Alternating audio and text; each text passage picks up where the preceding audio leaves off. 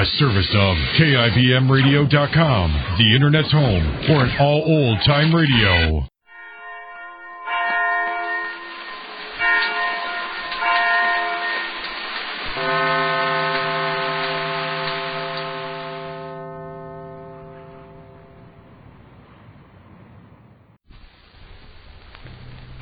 And now, Backstage Wife, the story of Mary Noble and what it means to be the wife of a famous star. Larry Noble's first day on the set of a motion picture in Hollywood is at least taking his mind off of his personal troubles to a certain extent. And this is what his wife Mary hoped when she asked Tom Bryson, the playwright and close family friend, to try to get Larry a picture contract on the West Coast. What Mary doesn't realize, however, is that Larry saw Tom's wire in reply to Mary's letter, and Larry is now firmly convinced that Mary wants him as far away from her as possible. Larry can understand this, since he feels responsible for the serious burns Mary received when Claudia Vincent hurled acid in her face. But at the same time, he can't help feeling hurt and deeply depressed by this apparent wish to be rid of him. Right now, Larry has just finished a scene at the Marco and Franklin studio, and as he comes off the set, we hear... All right, crew. Start setting up for the next shot. Remember about those lights. We'll be shooting from overhead, and we'll have to watch those shadows. Oh, gee, but you were grand, Larry. Well, thank you, Miss Dean. Do you mean to say you were standing here all this time? You're darn right I was. Didn't I tell you that you were my idol ever since I started keeping a scrapbook? You didn't tell me how long ago that was, Dora. You hardly seem old enough to be out of pigtails right now. Oh, that's a laugh. I'm no kid, Larry, even though I haven't got anything to show for all the time I've spent trying to get a decent part in a picture. Have a little patience, Dora. You'll get there. How do you know? You haven't even seen me act yet. And I've got the crummiest part in this picture you ever saw. And even at that, Sam Marco's always cutting it. I guess I just wasn't born to be a star. Don't give up, Dora. Not at your age. But I never get any of those really good parts. If only I'd get one of those parts that you could really do something with. You know, lots of stars started like that. I'm sure of it, Dora. But not me. Not little Dora Dean. She's always in the background. Nothing ever happens to her. You may be luckier than you think. I kind of wish I could say the same thing. What? But nothing ever happens? Ah, you must be kidding, Larry. What's the good of just going on from day to day, from here to the studio club and back again? Nothing to show for it. I want to live a little before I'm too old. I want to have things happen, to suffer. Don't be in too much of a hurry. Often things happen that you'd give anything to change. You mean like all that trouble you had back in New York? When they arrested you because they said you murdered that fellow... What was his name? Oh, I know, Oliver Wilson? Yes, that's part of what I mean. Well, anyhow, you got out of it, Larry, and they found out it wasn't you at all. But that Claudia Vincent. Gee, I bet she was something. Yes. Well, she must have been batty right from the start, but nobody knew it. Not even you, did you, Larry? No, I didn't even suspect it. Until it was too late. You mean till she threw acid in your wife's face? Yeah. Is your wife going to be all right? Oh, you asked me not to talk about that. I'm sorry. Only, I'm so interested in anything that happens to you, Larry. What's your wife like? That's rather a surprising question. No, it isn't. What's she like? She's wonderful. In fact, I guess she's about as close to perfect as a person can be. Is she very pretty? She's beautiful. Beautiful and kind and understanding and fun and... Oh, in heaven's name, will you talk about something else? Hold it on. Let the crew take 30 and then get back to the picture. We're running behind schedule today. You, Noble, better go over to the commissary and get something to eat. It'll be about 3/4 of an hour before we start shooting. All right, Mr. Marco, whatever you say. That last scene... Yeah? I've got an idea it'll be all right. Just keep it up, that's all. Are you going to get something to eat, Larry? Yes, I guess so. Mind if I come along? No, glad to have you, Dora. You can tell me right out if you don't want to be seen with me. I won't mind. Why shouldn't I want to be seen with you? I think you're a very pretty girl. But I'm just a nobody, and you're a famous Broadway actor. What do you bet in the next couple of years you rise to stardom? Gee, I don't know. It takes so long. Well, come on and have lunch. I need someone to talk to me and keep me from thinking about myself. Dora Dean walks happily by Larry Noble's side as they leave the set and cross over to the commissary. And meantime, back in New York, we turn to Mary in her room at the hospital. Her good friend, the character actress Maud Marlowe, is with her again, and we hear... Well, Mary, for once I didn't come here and find Rupert Barlow. Oh, he's not coming till later this afternoon, Maud. How nice for you. Now, Maud, I'm not going to refuse to let Rupert visit me. The time drags far too slowly as it is. And he's been awfully considerate. So I notice. Just what do you think this is all leading up to? Why, nothing, of course. It's just being nice and friendly. And all this is an unselfish gesture toward a sick friend. What else could it be? Oh, don't you understand, Maud? All your suspicions and ideas about Rupert and his reputation as a flirter... Flirt? Well, I'd say that was a mild word for it.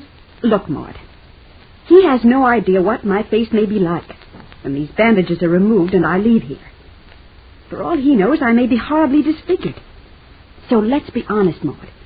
If Rupert Barlow were the kind of man you keep insisting he is, he'd have found someone else to pay attention to by now, and I'd be forgotten. No matter what you say, Mary, I still think the man is dangerous. And the less you see of him, the better. Well, I just can't agree with you, Maud. Very well, then. Let's talk about something else. What's the news from Larry? How does he like Hollywood? I don't know. Except for his wire and that note saying he signed with that picture company, I haven't heard a word. Well, that's strange. In fact, that's very strange indeed. And not at all like Larry. I guess he must be very busy. Well, the person can always find time to write a short note, Mary. And perhaps he doesn't want to write. I got a letter from Tom Bryson this morning. Oh, well, he ought to know how Larry's getting along. He's the one who got him out to Hollywood. Yes, I know. After I wrote to him asking him to see if he couldn't find a picture contract for Larry. Well, what does Tom have to say? The letter is right there on the stand, Maud. You read it. Oh, I didn't bring my glasses. Well, just tell me what he says. Oh, it's all rather vague. He seems to think Larry's in a strange kind of mood. Well, what do you mean by that? I don't know. Tom says he's not like himself at all. He seems bitter and edgy and very downcast. I wonder why. Well, he's likely worried about you, Mary, and being so far away. It doesn't seem likely when he hasn't written to me in several days. Maybe he doesn't like the picture he's making. Maybe he thinks Tom Bryson got him out there on a false hope. I told you at the time not to meddle with that idea. But Larry was so terribly unhappy and worried about everything. About me and how I'd be when I got out of the hospital. And about all the debts that have accumulated. At least now he's working. And that takes up a good deal of his time. You should have let him write to Tom if he wanted to try Hollywood. But he wouldn't have done it, Maud. He wouldn't have left me if Tom's wire hadn't come when it did. Well, I still can't figure out why he left anyway. There's something peculiar about the whole thing, Mary. I'd have bet my last penny that Larry wouldn't leave you till you were out of this hospital. Maud, it was the only thing for him to do. But I do wish I'd hear from him. His wire said he was happy and pleased. So I just can't figure out why Tom feels he's so unsettled. Well, you didn't expect him to be having a lark, did you, with you lying here in the hospital? After all, you must give Larry credit for some conscience. Whatever anyone says, he must realize that none of this would have happened if he had listened when everyone told him Claudia Vincent was nothing but a cold-blooded fortune hunter. Mary Noble doesn't say anything to Maud Marlowe's words, but in her heart she wonders if things will ever again be as they were between herself and Larry. And later this same day, Larry comes to see his friend, the playwright, Tom Bryson, in Tom's hotel suite in Hollywood. And as Larry enters the room, he says, I got your message when I came back to my hotel, Tom. It said come over, so here I am. Oh, good boy. Yeah, I suppose you're tired out after your first day on the set. How'd you make out? As well as can be expected, I guess. Well, that's not what I'd call a very complete statement. I don't know what else to say, Tom. We've shot several scenes. Just how many, I don't quite know. But Sam Marco's apparently satisfied. Well, how do you feel about the picture after today? You like it any better? It's hard to tell, Tom. Everything's so chopped up in pictures. They don't just follow through. Start with this scene and do that one. Finally put them all together like a jigsaw puzzle. It's a wonder to me they ever get it to come out right. Oh, they do pretty well, Larry. At least some of them do. But I'm anxious to have you feel confident about that picture. I do feel responsible for getting you out here, you know. You needn't, Tom. Well, I do. I said you needn't. I don't know what you mean by that. But look here, the reason I sent a message to your hotel is this. Of course, I wanted to talk to you. But aside from that, it is now about 5:30 in New York. Now, what do you say we put in a long-distance call to Mary at the hospital? No, I don't think so, Tom. Well, why not, for heaven's sakes? She must be wondering how you're getting along. She'd probably be tickled to hear your voice. I think I'll wait. If you don't mind. Matter of fact, Tom, I don't think she'd be too interested. Tom Bryson looks at his friend in astonishment as Larry Noble crosses the room and picks up a cigarette lighter and presses it, then lights a cigarette, as if to indicate that this is the end of the discussion. Be sure to be listening tomorrow to Backstage Wife, the story of Mary Noble and her husband Larry Noble, famous Broadway star.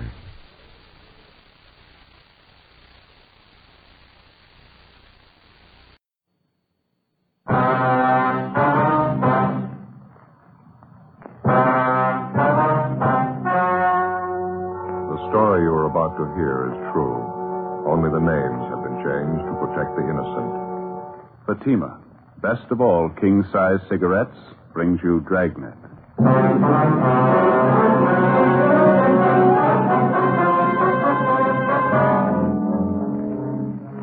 You're a detective sergeant. You're assigned the homicide detail. A 30-year-old woman is missing. 3 months pass before a disappearance is reported. There's not a trace of the woman. No lead to her whereabouts. Your job? Find her. In Fatima, the difference is quality. That's right. Fatimas are different.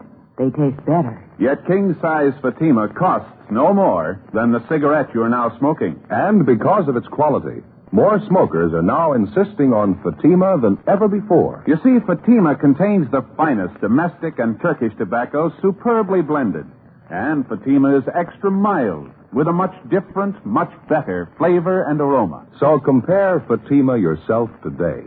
You'll find Fatima gives you all the advantages of extra length, plus Fatima quality, which no other king-size cigarette has. Remember, the cost of Fatima is the same as the cigarette you're now smoking. But in Fatima, the difference is quality. Next time, buy Fatima. Best of all, king-size cigarettes.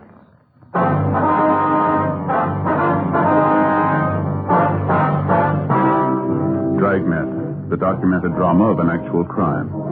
For the next 30 minutes, in cooperation with the Los Angeles Police Department, you will travel step by step on the side of the law through an actual case transcribed from official police files. From beginning to end, from crime to punishment, Dragnet is the story of your police force in action. It was Monday, June 9th. It was warm in Los Angeles. We were working the day watch out of homicide detail. My partner's Ben Romero. The boss is Thad Brown, chief of detectives. My name's Friday. I was on the way back from the stats office, and it was 10:18 a.m. when I got to room 42. Homicide. Hi, Joe. Been waiting for you. Hi. Ma'am, I'd like to have you meet my partner, Sergeant Friday. Joe, this is Miss Daly, Ruth Daly. How do you do? How are you? Miss Daly came in to file a missing report on her sister, Joe. She already talked to missing persons, and they sent her in to see us. Oh, have a chair, ma'am. Thank you. So what's it all about, miss? I just started to tell Sergeant Ramirez That's here. Romero, ma'am. I'm sorry. Romero. Well, it's about my sister Bernice, Sergeant. She's missing. I wondered if maybe you people could help me find her. Well, what's your sister's name? Bernice. I guess you want her married name, Mrs. James Butler. Her description would be just about the way I look. Bernice and I are twins. Mm-hmm. When did your sister disappear, ma'am? In March. The first weekend in March. She disappeared on a Saturday.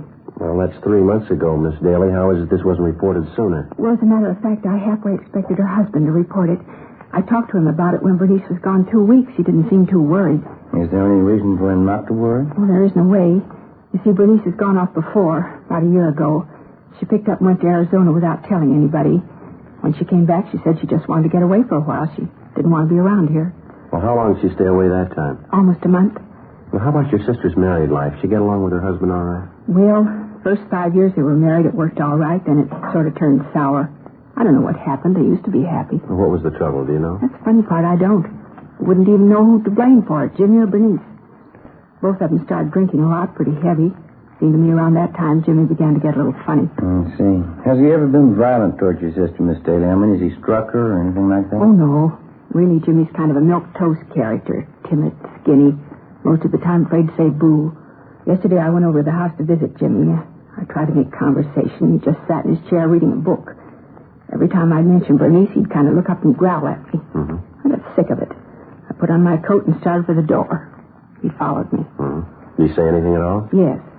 When I opened the door, I turned around to say goodbye. Yeah? He had this real horrible look on his face. He said it right out loud, plain as day. What's that? He said, "You'd be surprised if I killed her, wouldn't you? You'd be surprised." 10:40 a.m. We finished taking a complete statement from Ruth Daly regarding the disappearance of her married sister, Bernice Butler. Before she left, we got the business address of her brother-in-law.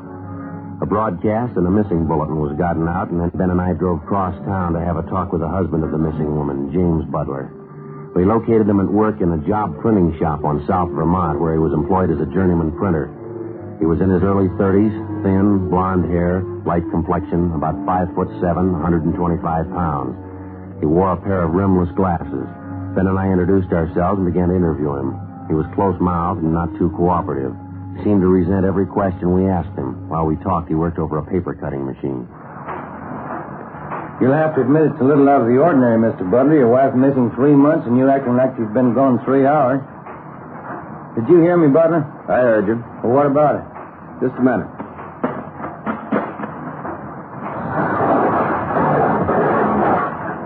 Well?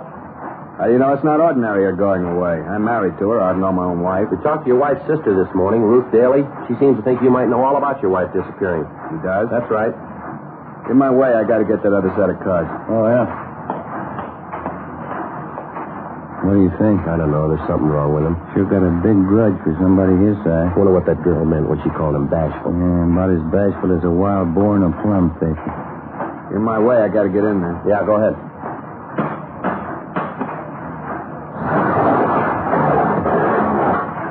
I haven't got any spare time to talk. I have to get this order out. It'll only take a few minutes if you'll be good enough to cooperate. Haven't got the time, that's all. It's almost your lunch hour, isn't it? Suppose we can talk then? Got no time then either. Why don't you talk to Ruth? She seems to know it all. Now, listen, that's about enough of this, mister. We ask you civil questions, we expect civil answers. If you think this isn't important, change your mind. Your wife's been gone for 3 months. Nobody's seen or heard from her, and it's our job to check it. Now, you can talk to us here or downtown. You take your pick. Have to finish up this batch first. We can talk out in the alley and back.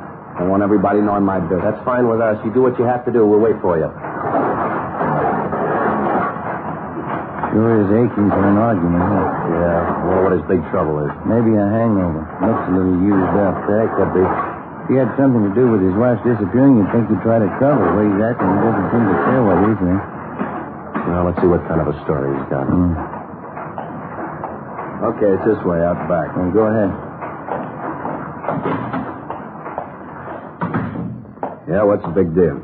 You ever been arrested, Butler? Nope. Almost a couple of times. They couldn't get me. What kind of trouble were you in? They said they didn't get me. I'm not going to put myself in hot water. We'd like to find out how your wife was before she disappeared. Do you know of any reason why she'd go off the way she did? Any reason why she'd stay away 3 months without any word? No, I don't know any reason.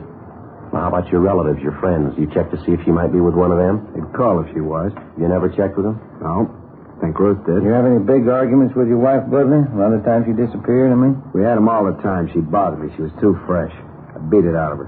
That's so. You got to. Give him a little freedom. You think he can take over. Nag him, tell you what to do, what not to do. Sick of it. We'd like a straight answer here, Butler. Did you want your wife out of the way? What do you mean by that? I mean, do you know why she's missing? Could be a lot of reasons. Might know one. Did you kill your wife, Butler? It'd be silly to tell you that, wouldn't it? Yeah. Did you kill her? Only one way I'll say yes to that. Yeah? When you prove it. Well, it wasn't easy to understand.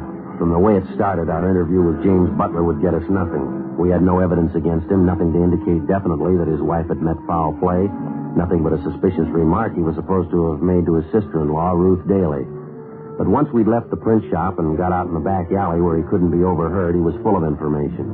Besides telling us that he beat his wife, Butler also admitted that he'd threatened her life on several occasions, twice in the presence of friends. He seemed to take some kind of a peculiar pride in admitting how violent he'd been with his wife. Ben and I took him downtown, questioned him further, and listened to him talk. He made veiled hints that he'd been involved in various criminal activities in this country and also in Europe, that he was a close friend with a half a dozen notorious underworld gang leaders, that he was ruthless and clever enough to dispose of his wife if he wanted to and still avoid prosecution. While we were talking, Ben had James Butler's name and description double-checked through the Record Bureau files. There was no previous criminal record listed for him. As far as we knew, at no time had he even been held under suspicion in the criminal investigation. The next day, together with Brian and Lopez from Homicide, Ben and I made the rounds of Mr. and Miss Butler's friends, relatives, and neighbors. 4:25 p.m. We got back to the office. Oh, hi, Lopez. Hi, Ben, Joe. What's doing? Nothing great. How'd you two make out? Yeah, it's a funny setup to me. I'd say the guy's a phony. Everybody we talk to, everybody who knows Butler, they all say the same thing. What's that? Guy's afraid of his own shadow. He's a milquetoast. Nothing to him. And what'd you get? Well, about the same. Every housewife around the neighborhood out where they live, they all told us the same thing. The guy's a hen-pecked husband. His wife laid down the laws, and he follows them. Psycho case, huh? Must be. Don't know how else to explain it. Every time I asked one of their friends if Butler beat up his wife, they laughed in my face. Said he wouldn't even dare cash his check on payday. Had to bring it home. If anybody got beat up, it must have been him. Yeah, he sure tells a great story. He can make you believe he was a bluebeard. Did you get any different answers at all, Lopez? Yeah, one maybe. Yeah, let me take a look. Let's see. Here. Mrs. Irene Brady. She's an aunt of Mrs. Butler. She said the same thing about Butler, about him being a real mouse and all. And she told us about the dizzy things he'd been doing the last couple of years. Yeah, what was that? Well, 4 or 5 times she said he just went out looking for trouble, go in a neighborhood bar, insult some big stevedore, he'd get his face pushed in. He always picked big guys. Didn't seem to mind getting beat up as long as he could insult them. Not much doubt, I guess. The guy's ready for the nut for him. Well, apparently he's got a big beef with people who push him around. Maybe he figured if he could take care of just one of those people, he could even up the score. How do you mean, Joe? Well, Mrs. Butler, the wife, she's probably the one who gave him the worst time. If he's a little bit off mentally, that'd make him capable of murder, wouldn't it? Could be, yeah. Maybe the wife poured it on real strong, drove him to it. Crazy as a coot, that guy. Too many movies, mystery books. I got it. Homicide from Merrill. Oh, yes, ma'am. How's that? When was that? Yes, ma'am. Yes, as soon as we can. Bye. That does it. What's that? That was his sister-in-law, Ruth Daly. Just told me she's positive Butler murdered his wife. What makes you think so? Number one, she says Butler told her so. He admitted it to her last night. Well, it doesn't hold any more water than the rest of his stories. I don't know. The Daly girl says she's positive she's got the evidence to prove it. What's that? A murder weapon. Bloodstains all over it. 4:45 p.m. Ben and I got in the car and drove out to the home of Mr. and Mrs. Butler, where we found the missing woman's sister waiting for us on the front stairs. She told us she'd been doing some kind of checking of her own through the house that afternoon.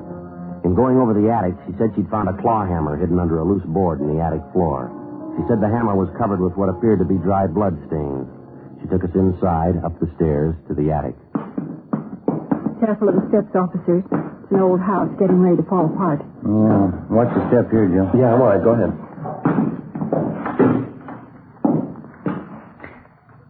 Light's good and bright. That's how I happen to see the loose boards over here. Did you pick up the hammer, Miss Daly? No. I started to, but then I remembered about fingerprints and things. Just where I found it. Didn't touch it. Hey, you want a pencil, Joe? Maybe you can get it in the claw there. No, I think we can see it right where it is. Let's see. Could be, huh? Bloodstain? Well, it sure looks like it. On the handle here, all over the head of the hammer. I knew it. I knew there was something wrong the day she disappeared. Hey, look at this, Joe. I just noticed. These stains on the floor. Whole trail of them, see? Lead right for the door. We better get the crime lab on and have Lee Jones run the benzodine test on him. What time does he usually get home from work, Miss Daly, your brother-in-law? About 6 o'clock. Don't know about today, though. How do you mean? Does he work late on Tuesday? No, but I wanted to make sure he wouldn't be home when I came over today. I called the print shop where he works. He's not there. Called again this afternoon. Jimmy hasn't been seen since last night. Is he in the habit of skipping work? No, he never does. I called every one of his friends I know of. Bernice's friends, too. I called them. The places he hangs around, nobody's seen him. Not since last night, since you talked to him. And you got no idea where he might be? No. Just like Bernice. He disappeared.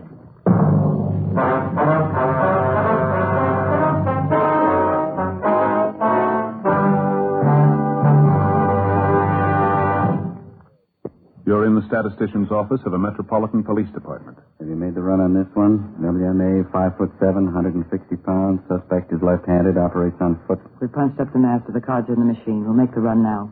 Okay, fine. There are many suspects to choose from. You're looking for one.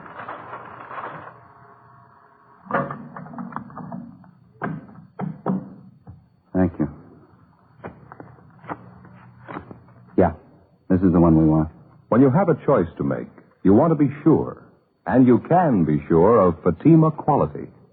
That's why we ask you to compare Fatima with any other king-size cigarette. Side by side, Fatimas are the same in length and circumference. 85 millimeters long, 1 1/64 inches around. And Fatima filters the smoke exactly the same long distance as other king-size cigarettes. But in Fatima, the difference is quality. Fatima gives you extra mildness, a much different, much better flavor and aroma. Remember, Fatima gives long cigarette smokers all the advantages of extra length, plus Fatima quality, which no other king-size cigarette has. Next time, insist on the best. Buy Fatima. Best of all king-size cigarettes.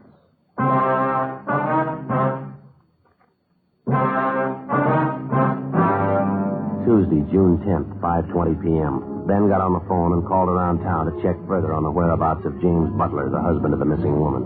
No luck. We called the office, and they got out a broadcast and an APB on Butler. We drove downtown to the crime lab, gave him the claw hammer that we'd found in the Butler's attic, and asked him to run a benzidine test on the stains. We'd also made arrangements for Lee Jones to run similar tests on the stains we'd found on the floor of the attic. 3 days passed. Butler was gone. There was no sign of him. The search was intensified. Another 3 days went by. Monday, June 16th, we got an answer on the APB. A phone call from the chief of police in Tulare, California. Yeah, James Michael Butler, WMA, 33 years, 5'7", 128 pounds. Blonde hair, hazel eyes. Hey, you got a North Hancock Street address down there, that right? Yeah, that sounds like the man we're looking for. He's a real weird one, Friday. Caused a little trouble at one of the taverns up here last night. Kept picking fights with the biggest truck drivers he could find. We locked him up after his third fight. He had her jailed in an uproar all night. Wild one. What'd he do? All shouting all over the place. Couldn't do anything with him. Uh-huh. Keeps telling everybody how smart he is. Yeah? Says he killed his wife, but nobody's ever going to find out. James Butler was returned to Los Angeles, where he underwent further interrogation in addition to a psychiatric test. The test showed that he was definitely abnormal, but he was still judgmentally competent. The crime lab's tests on the bloodstains found on the hammer and on the floor of the attic in the Butler's home revealed that the stains were made by animal blood, not human. We questioned Butler about it, but we failed to get him to even admit he knew anything about the stains. He was released from custody, but he was kept under surveillance. A week passed. 2 weeks. Nothing developed. Still no sign of the missing woman, Bernice Butler. Still no definite sign of foul play in connection with her disappearance. No definite sign that her husband was criminally involved in any way. Considering all the angles of the case, we were still inclined to figure that he fitted in somewhere. He had some direct hand in his wife's disappearance. We stayed on it. Nothing happened. On June 26th, the twin sister of the missing woman, Ruth Daly, met Ben and I at the office and laid out a plan she had in mind. She insisted we try it. You mean you want to work on his emotional nature and try to get some kind of an admission out of him? Is that the whole idea? That's it, Sergeant. I know what a nut he is about being dramatic. I know it'll work. Well, it's possible, yeah. How do you figure to set it up? It won't be very hard. For one thing, you know my sister Bernice and I look quite a bit alike. People always take us for one another. Yeah. You can get Jimmy out of the house at night for some reason or other. I'll slip in and go upstairs and put on one of the dresses Bernice used to wear all the time. Mm-hmm. I'll sit there in the upstairs bedroom with just the hall light on. Just enough light so we can see me when you bring him upstairs. I'll even bring over Bernice's pet cat she had, Siamese. He always hated the cat. I don't know, ma'am. I'm not quite sure about it. Well, it might be worth a chance. It's not too orthodox, but maybe it'll work. If I know Jimmy, it'll work, Sergeant. If you can just warm him up to it ahead of time before you bring him upstairs. When he sees me sitting in that room with a cat, I know he'll think it's Bernice. We're bound to get some kind of reaction. That's better than we're doing. Yeah? What do you think? Sounds like a movie script. I don't know. It's like she says, I guess. We're bound to get a reaction. I know it'll work. I'm sure of it. Joe? All right, let's give it a try. The following night, a few minutes before 8 o'clock, Ben and I got James Butler away from his house on the pretext of taking him downtown for further interrogation. We delayed long enough to make sure that Ruth Daly, the sister of the missing woman, had plenty of time to get into the house, change her clothes, and take her place in the upstairs room with her sister's pet Siamese cat. Then we started back for the house. We'd made arrangements to have Brian and Lopez from Homicide standing by, concealed in the immediate vicinity of the house in case they were needed. 11:05 p.m. While we drove him back toward his home, Butler was talkative, but not too relaxed. It was the same line we'd heard before, how tough he could be when he wanted to, the same hints that he was an undiscovered killer, one of the more talented professionals in the deadly circles of the underworld.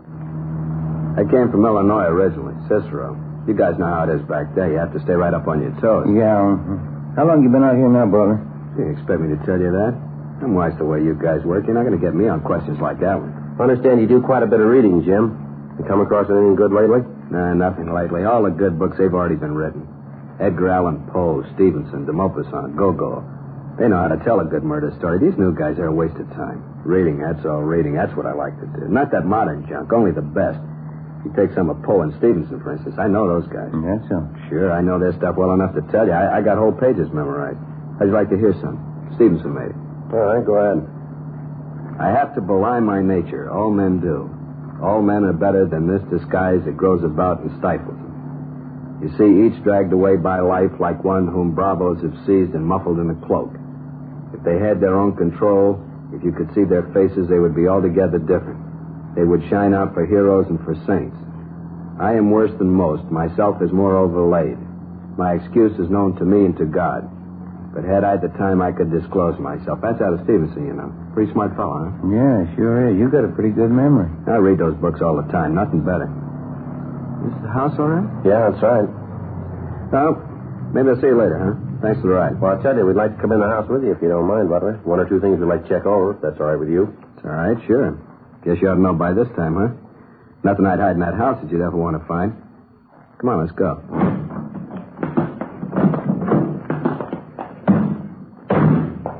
Sure dark out, isn't it? A little bit chilly. Yeah.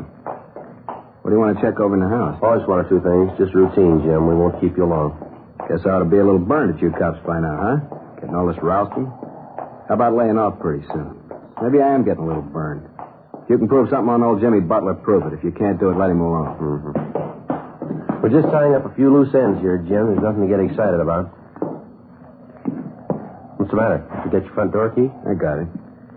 My business, you learn not to forget anything. Can't afford to forget.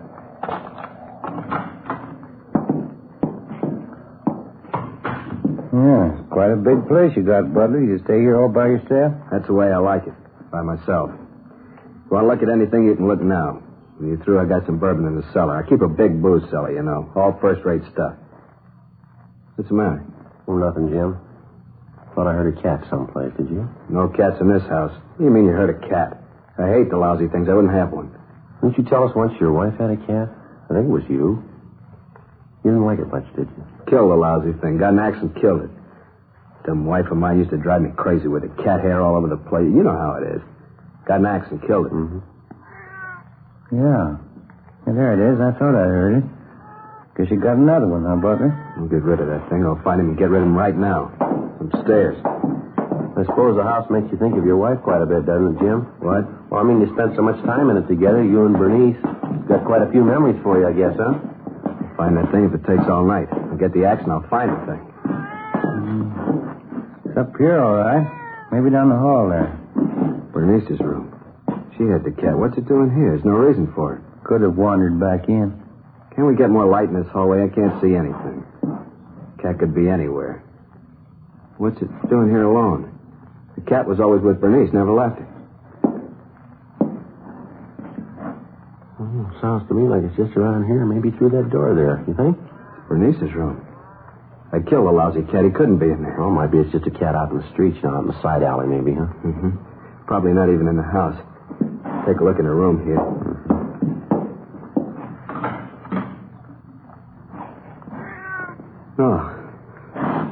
No, it ain't real. She's not there. She's not there. Don't hurt the cat. Not the poor cat, Jimmy. Don't kill him. Not both of us. Don't kill the cat, please. Don't kill two of us. You go away. You go away. You're not there. It's a fake. You're not there, Bernice. Please, Jimmy. Not both of us. Don't kill both of us. Some kind of a trick. Now, you go away, Bernice. You're dead and I killed you. You're downstairs. You're in the ground. You're deep in the ground. I killed you. You can't be sitting here. Please, Jimmy. Please. All right, Butler. Come here. No. Get away. You get away from me. She's downstairs. She's in the ground. I'll show you. You can't trick me. I'll show you. Grab him, Ben. Grab him. Well, I can't.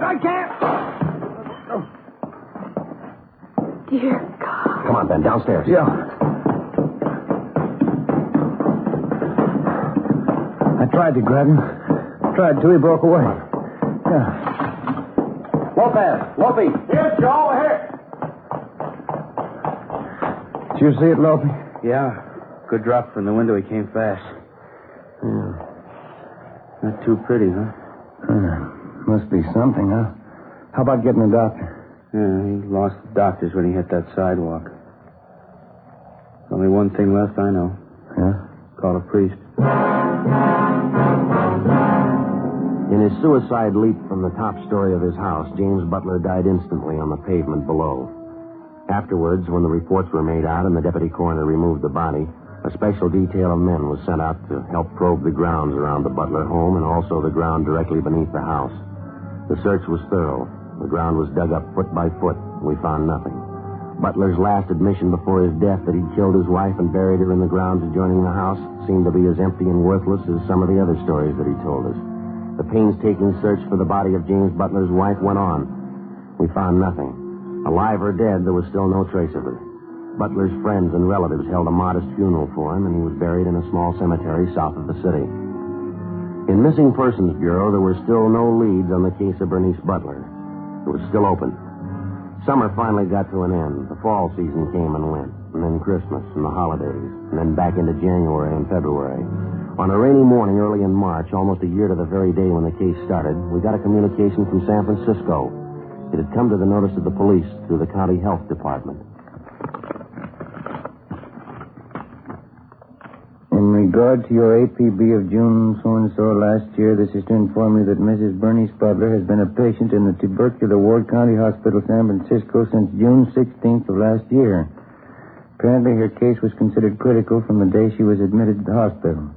Last Thursday, she succumbed to the illness. Identification was established, next of kin notified, but no one claimed the body. She was buried at county expense. I trust this may aid you in establishing facts pertinent to her disappearance. Well, how about that? It doesn't figure, does it? Sooner or later you get them all. How would you figure out that night we had Butler at the house? I mean, we had his sister-in-law in there and he thought he saw his wife? Oh, who knows? Suppose he really had himself talked into it. He thought he committed 100% murder. Guess he thought about it long enough so he convinced himself. Must have worked out something like that inside his mind. Mm-hmm. Imagine he lived right through it. Figured he really killed her. When it came for the punishment, he was ready to buy that. There wasn't any way out, so he jumped. Mixed up can he get, huh? That's too bad. All things considered, I guess he loved her quite a bit. Well, it doesn't seem to matter now what he did. Wasn't much of a chance either way. How do you mean? Well, the girl, TB on one side, maybe murder on the other. Yeah. Either way, she had to die.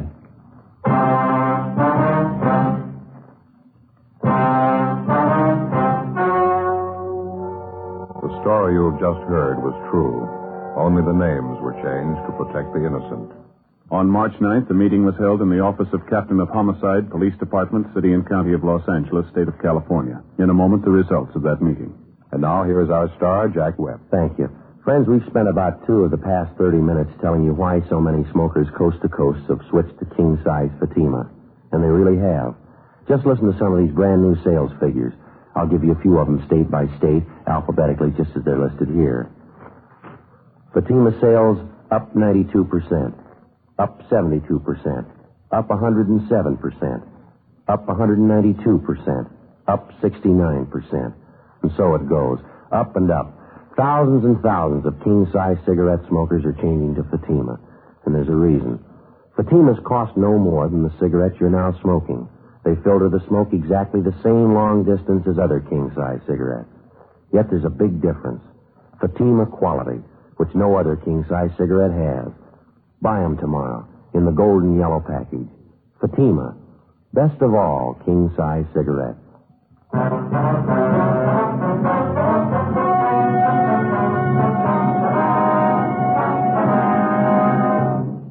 After locating Mrs. Bernice Butler in the tubercular ward in San Francisco County Hospital, final disposition was made of her case.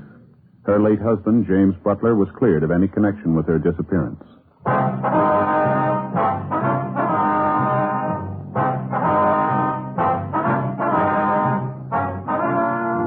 just heard Dragnet, a series of authentic cases from official files.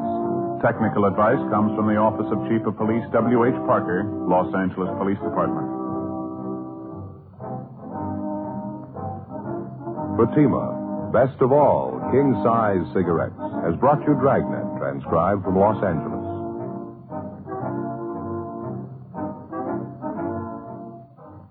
Stay tuned for Counter Spy, next on NBC.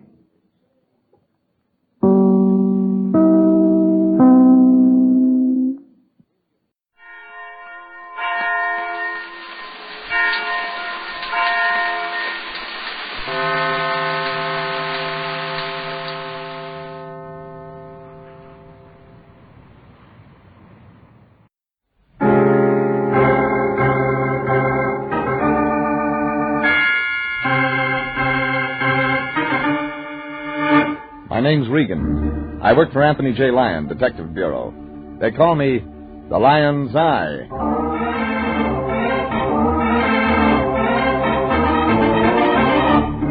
Sunday at 8:30, and CBS brings you Jeff Regan, Investigator, starring Frank Graham as Regan, with Frank Nelson as Anthony J. Lyon. So stand by for mystery, suspense, and adventure in tonight's transcribed story, Gentlemen Prefer Horses.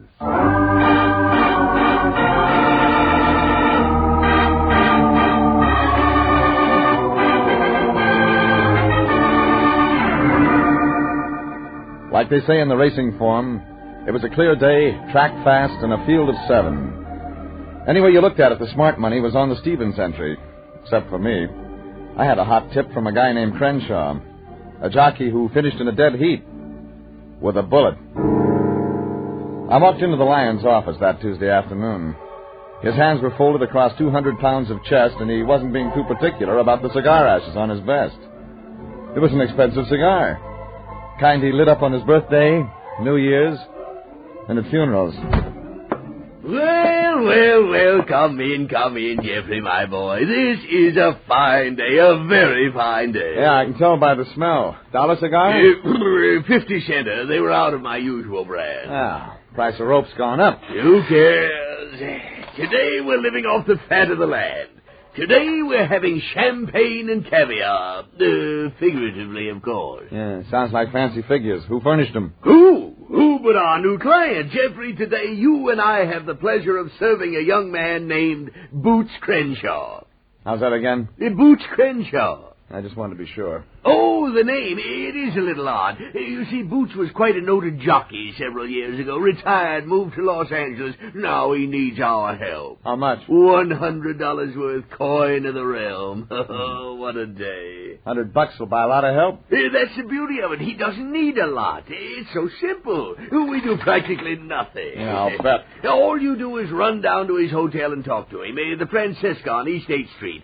What he wants is so childishly simple, I won't even bore you with the details. Look, General, if it's that simple, maybe you better hire somebody on day rates to handle it. I don't know a thing about horses. Exactly. That's why you're ideal for the job. Because I don't know anything about horses? That's right. You see, Jeffrey, my boy, although Boots Crenshaw is an ex-jockey, he says there's only one thing in life he can't stand. Don't tell me. You guessed it, Jeffrey. Horses.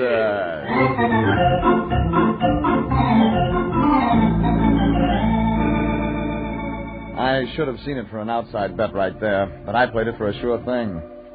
I drove down Main to 8th and east until I spotted the Francesca Hotel. 3 floors of cracked plaster and a fire escape. It was old when Santa Anita was an onion patch. I parked around the corner and went in. A desk clerk with empty eyes and no teeth gave me 307. I went up, tripped on a hole in the carpet, and knocked. 3 minutes later, the door opened wide enough for one eye to look out. Yeah? You Crenshaw? Long shot. Where's Crenshaw? Want a tip? I already lost. I'm looking for Boots Crenshaw. Who? I told you. No, I mean, if Boots was in, who would I say wanted him? Look, he sent for me. Sure. Who? Okay, I'm Regan. Did he say Regan? Yeah, Regan. Oh, let him in. Come on in, Regan. I've been expecting you.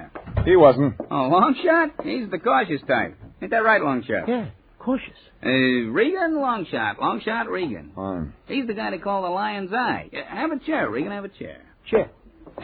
Thanks. Well, the lion tells me you got a problem. Maybe yes, maybe no. That's what I hired you to find out. Ah, you're the curious type, huh? Well, it's maybe not that simple. How do you want me to give it to you? You're calling it. Just line him up at the barrier. Oh, you already know I'm an ex-Jack. Yeah, lion said. Well, then I'll start there. Up to 5 years ago, I was doing all right. I could boot 'em home with the best of 'em. Then one day at the fairgrounds, I took a spill. Bad. The doc salted it away for 6 months in the hospital and then ended up by telling me I don't ride no more. Well, that's tough on a guy who's been a jock all his life. Longshot will tell you, huh, Longshot? Yeah, tough. Anyhow, after I get out, I bum around the oil for a while, but my dough runs out. So, me and Longshot gets an idea. Yeah, idea. Know what the idea was, Regan? No. What was the idea? Simple. All me and Longshot knows is horses. Horses. So we decide to sell tips. Great idea. Oh, but that's not all there is to it. We sell special tips. Yeah, special. Yeah, $100 a throw. But get this. You get your money back if our pick don't come in. You don't need any private eye. No, it really works. The big spenders go for it. Oh, sure, we have to pay back a lot of times, but we got enough winners to keep going pretty well. Up to a couple of weeks ago. When your horses stop coming in. Oh, no, the horses do fine, but there's one spender, my number one customer. We depend on him. And poof, all of a sudden he disappears. Yeah, poof. Now you're beginning to talk my language. Yeah. I don't mean you, Longshot. Oh, sorry. So I look for the missing customers, that it, Boots? Yeah, sure, that's it. Mm-hmm. What do I do when I find them? Just find out about him, you know, who he is. Who he is? Yeah. You don't know who he is? Well, that's just it. He always sends a chauffeur in with it, though. A guy named Mike. Mike says the spender's name is McMillan. Yeah, McMillan. Yeah, but you don't believe it. Oh, sure. Only he's a good customer, Regan. I don't want to lose him. Maybe what you really want is the connection between this McMillan and the spill you took back at the fairgrounds. Oh, there ain't no connection. I didn't say that. You get me all confused. Me too. You spent a half an hour giving me background that led to nothing. Now, there was a reason. Oh! Yeah, the whole thing hangs together like a string of Chinese firecrackers. Oh, I'm giving it to you straight. You gotta believe me, Regan. You gotta. Boots. My fee says I gotta find your man. But believe him? Nope. Nothing says I gotta do that.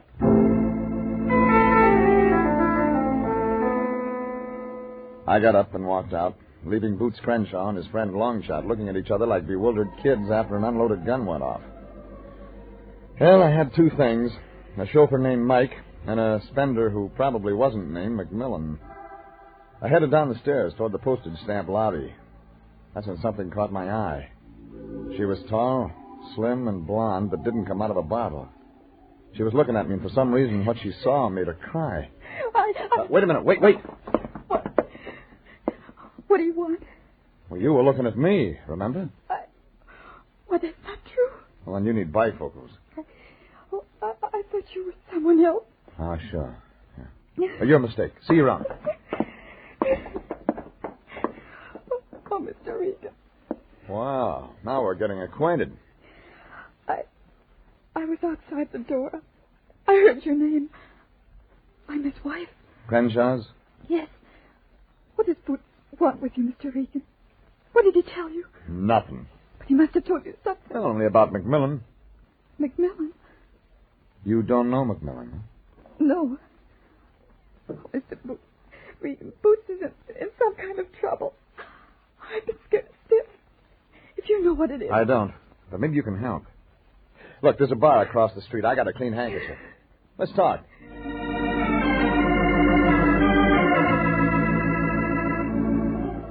She didn't say anything, but I got the answer from her eyes. I held the door open for her, and we walked out onto the sidewalk. It was a cinch. Boots Crenshaw wasn't worth all those tears, but his wife kept on shedding them anyhow.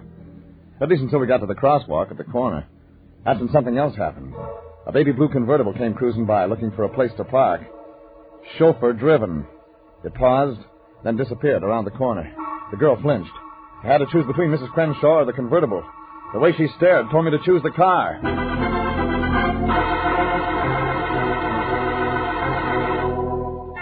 It took me 5 minutes and a walk around the block to locate it. The uniform and puttees were gone, so I slipped into the driver's seat. Blue and gold everywhere. Blue paint, blue upholstery. Gold steering wheel and knobs. I reached down for the registration. I didn't expect it to say Macmillan. I didn't expect what I got either. Save you the trouble, Peeper. It says Mike Johnson, 15 Windmill Road, Pacific Palisades. I should have looked in the rear vision mirror. He was in the back. So you like the car, huh? It's nice. Maybe you'd like to have one like it someday, huh? I'll wait for the 51. Oh, this one's nice. Notice the seats. Foam rubber, real leather. I don't like the color. Do 110 with no strain. Yeah, well, I'll get out and you show me. No. You better try driving it. Too late. Some other day. You ain't heard my sales pitch yet. Look in that rear vision mirror again. That heater didn't come with it. No. A gun is my sales persuader. Now, I think you do want to drive it after all, don't you, Peeper? He moved up front beside me. I drove. He headed me out Lakewood Boulevard. It was dark before we passed the airplane plans. And then just when I decided I was going to end up off the end of some pier, he had me turn into the oil fields. He picked a side road that was just 2 tracks in the goo. Then the ride was over, and we pulled up in front of a backdrop of pumping oil wells. Okay, Peeper, stop here and shut it off. Like I said, drives nice, huh? Doesn't use this much oil. No, none at all between changes. I made you come here just so we can talk. Sure. Story of your life, maybe. Story? No, I'm just going to tell you one little thing, that's all. You want to guess? Sure. You're going to tell me who pays you and what for. You talk awful tough, awful long. What's McMillan got on Boots Crenshaw? Get out. Why the build-up of the $100 tip? I said get out. Okay. Okay. Now walk a little ways. That's far enough. Wait a minute. Okay, Peeper. How do I get it? In the back? Told you I wanted to tell you just one thing, and here it is. Boots Crenshaw doesn't want your help. Lay off.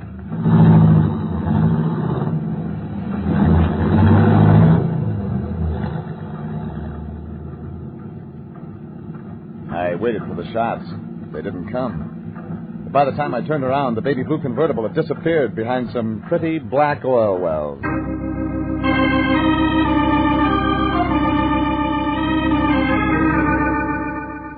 It took me an hour and a half to walk back to the boulevard and hitch a ride to my car. And it took another hour to buck the evening traffic out to Pacific Palisades. 15 Windmill Road was Spanish and set way back behind a mailbox with no name. But it could support a lot of $100 tips. I pushed the bell and tried to figure out what I'd say when someone answered. That turned out to be no problem. Yes. Well, hello, stranger. Come in. Come in out of the fog. She was small and compact and brunette. She wore black horn-rimmed glasses, but they didn't get in the way. You could say the same for the sweater she was wearing. Well, I said come in. Yeah, you did. Thanks. Damp tonight. I don't like to keep people standing on the doorstep. You're real thoughtful. There's a warm fireplace in here. You'd like the fireplace. Sure. We can talk better in there. You do want to talk about something, I suppose. Lead the way. There. That's better, isn't it? My name's Gloria. Mine's Regan. What are you selling, Mr. Regan? Cadillacs. We already have 2. This one's baby blue. Oh, you've met Mike. I sure have. Is he in trouble again? I'll talk to his boss about that. Mr. Stevens? I was told it was Macmillan. No. There's nobody named Macmillan here. This is the Stevens place. Oh, who are you? I told you. No, I mean to the boss. I'm the secretary. I take dictation. Yeah. What do you want, Mr. Regan? I'll tell the boss. You couldn't wait for him. Oh? When's he due back? What did you say? That's no answer. Okay. So he won't be back for several weeks. I thought... You thought wrong, lady. This is business. About that fireplace. So long, lady. Yeah. I'll tell Stevens you called. By the time I got back out to my car, the fog was really thick. I drove and thought about that name, Stevens. I wasted some time finding a real estate office that was open late. The secretary was right. Stevens did own the house. I spent the drive downtown thinking the whole thing over. It was past 11 when I got back to the Francesca Hotel for another go at Boots Crenshaw. He was in bed, but he didn't get up to answer the door. He wouldn't be answering any more doors. He was sprawled across the covers, face up. In one hand, he had his riding silks I'd seen tacked up on the wall. But this time I really noticed them, the color. They were baby blue and gold.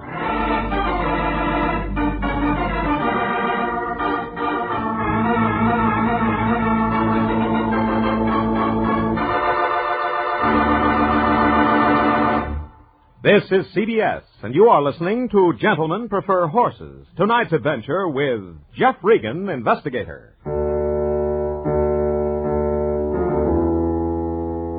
It began when an ex-jockey who sold tips hired me to find out what happened to one of his best customers. He said the customer's name was McMillan, but a brunette secretary said it was Stevens. Wouldn't matter to the ex-jockey anymore. When I went back to his hotel to tell him, he was in bed. Not asleep. Dead. He was holding on to baby blue and gold shirt, the silks he'd worn in his last race. I called the police, and a tall, nervous lieutenant showed up. Your name? Regan. His name? Boots Crenshaw. What's he to you? A corpse. Tell me. Okay, he was a client. I'm with the Lion Agency. Here. Jeff Regan. License. Uh-huh. Okay. He, didn't pay his fee? Oh, you don't think I killed him? Just thought I'd ask. You got your answer. You carry a gun? Sometimes. Uh-huh. I'll keep it for you. I got a license for that. Sure. Tell me more. All right, he was an ex-jockey. He sold tips, hired me to find out why his best customer quit buying. Customer's name? McMillan, he said. Find him? No. You're doing good. The jockey had a partner. His name was Longshot Coy. This even gets better, Regan. What else? I met a fat guy in a blue and gold Cadillac. I met Crenshaw's wife. They didn't give me anything. You travel fast. I get paid for it. Your story's lousy, Regan. It's my story. Okay, Ed, run him in. Wait a minute. Oh. Now there's more, huh? No, look, I phoned you. Call Anthony J. Lyon, my boss. He'll check the story. Okay, Gumshoe. We'll try that for a while. Stay close. My gun. Later. Maybe. Okay, Ed, let him go.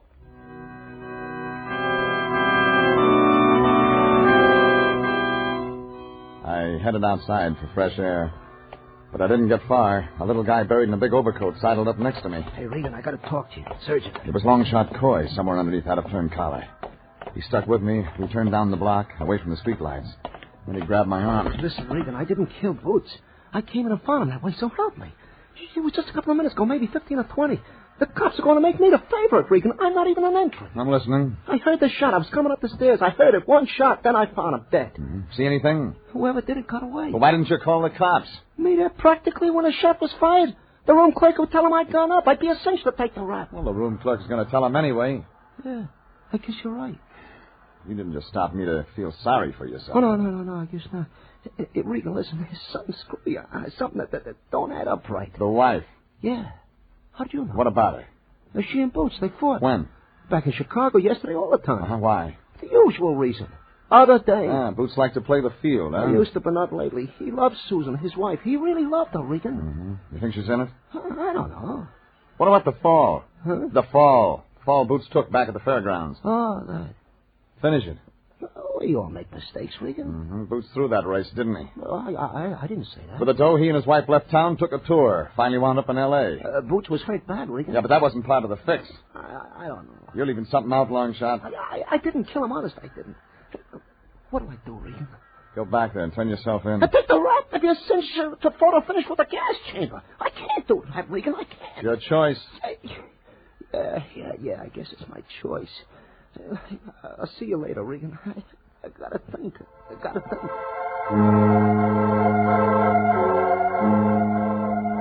Long shot Coy wandered off in a daze, and I headed back to the bar across from the Francesca Hotel. The phone booth was empty. I called my boss, Anthony J. Lyon, asked him to phone Chicago and dig up everything he could on Boots Crenshaw and Long Shot Coy. And while he was at it, I told him to check on a man named... Well, the line was going to be busy for a while, so I pulled up a bar stool. Then it hit me. I'd counted in everybody but the fat guy in the blue and gold convertible. I headed for my car in a hurry. Only I was too late. Get in, Regan. I've been waiting for you. He was sitting hunched behind the wheel, watching the fog. The gun in his hand was big and steady. You had to show up sooner or later. Just like Crenshaw. Get in. Regan, I warned you to keep out of this. I told you it was nothing but trouble. You see, I was right. Trouble for you. This time I brought my knuckles, Regan. No answer? Oh, ain't that a shame?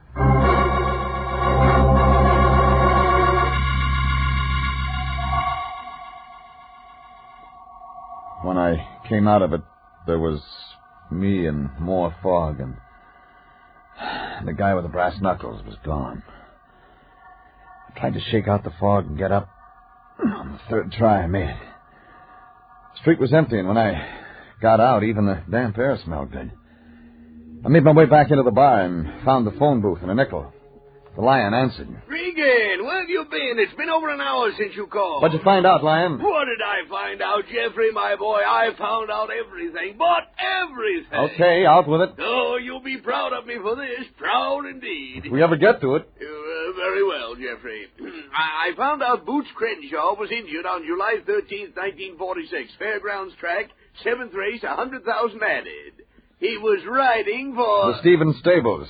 Jeffrey, that's true. How did you know? Go on. The name of the horse was Jade Lady, the favorite, post position 2. Boots Crenshaw was wearing blue and gold, Stables colors. Jeffrey, you're absolutely psychic. Yeah, let me see, where was I? Oh, yes, the horse fell while pulling away as he came into the home stretch. He was racing on the rail. There were those who said Boots deliberately threw the race. However, the racing steward said it was an accident. Don't stop. Well, Boots was laid up in the Chicago hospital for some time. Eventually, he recovered, left the city with his wife.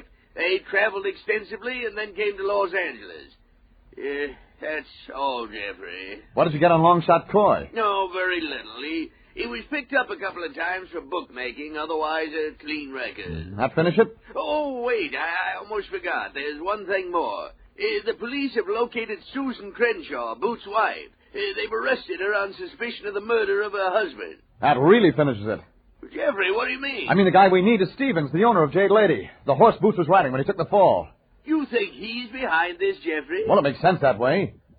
Boots louses up a $100,000 purse. The horse has to be destroyed. Stevens not only loses the race, but some people say Boots framed him. Yes, I see what you mean. So Stevens follows Boots to Los Angeles, sets up the contact, then settles the score. Jeffrey?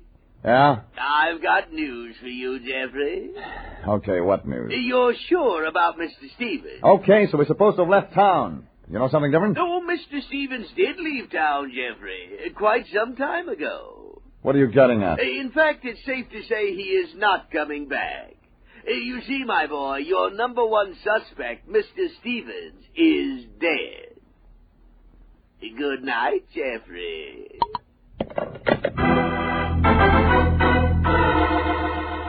It had to be Stevens. It made sense with Stevens. The time, place, motive, everything. Even the blue and gold car fit with Boots Crenshaw's riding, only Stevens was dead. That fixed it. Somebody was running the Stevens stables, and that somebody was my answer. I headed the car out Sunset and didn't spare the horsepower.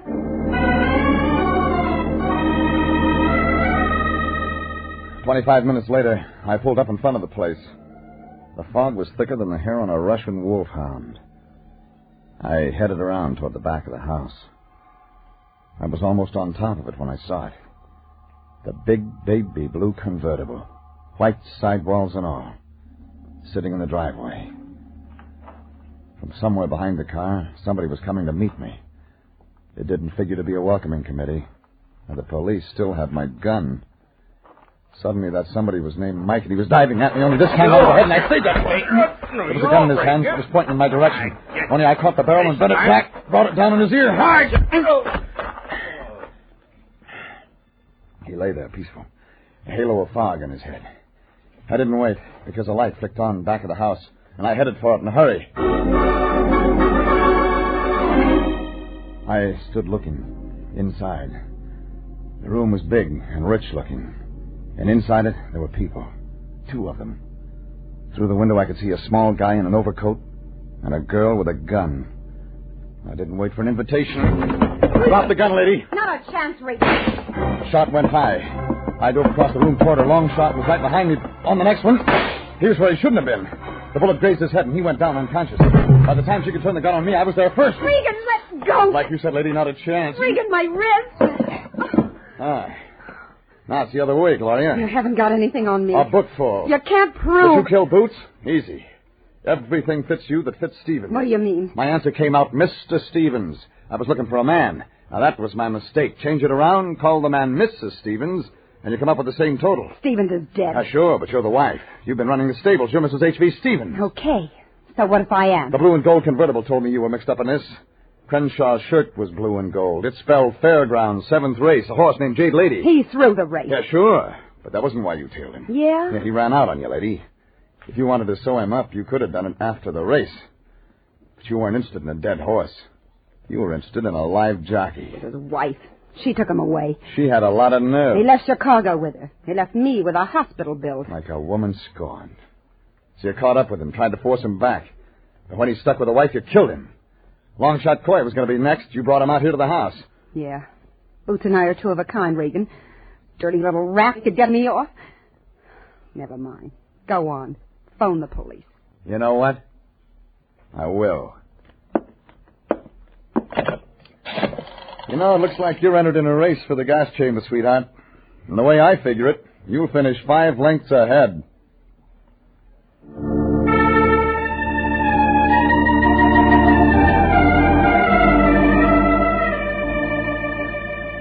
Well, the cops took it from there. Mike and his boss, Gloria Stevens, joined the paddy wagon set. And a young medic slapped some bandages on Longshot Coy's head. He was like new. Me? I watched the fog settle over the blue and gold convertible and drove home.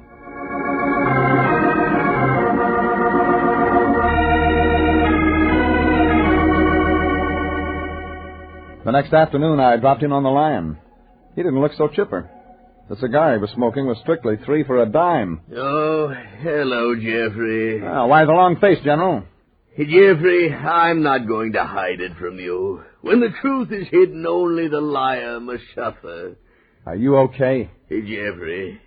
Jeffrey, my boy, I lied to you. I did not receive a $100 retainer from Boots Crenshaw. What? You see, Jeffrey, he had such an honest face, such an innocent look. Dirty crook. You didn't. Yes, Jeffrey, I did. Instead of taking the money, I let him talk me into taking a tip. Extra special tips, I believe he called it. So you didn't collect a nickel? No, I took the tip. After all, he guaranteed to pay me if I lost. How was I to know he was a cheat, a cad, a blackguard? Besides, it was sort of a hunch. A hunch? The horse, Autumn Frolic, reminded me of my youth. How much did you bet? $10 on the nose. Oh, why David did I... Lion, did you see the afternoon paper? No, why? First race, Del Mar, winner, Autumn Frolic. Paid $21 for a $2 ticket. What did you say, Jeffrey? You won. Jeffrey, we're rich. We're millionaires. We're in paradise. Thanks to Boots Crenshaw. Yes, of course. Oh, dear Boots, a fine young man, a good soul. Jeffrey, remind me to write a note of condolence to his mother.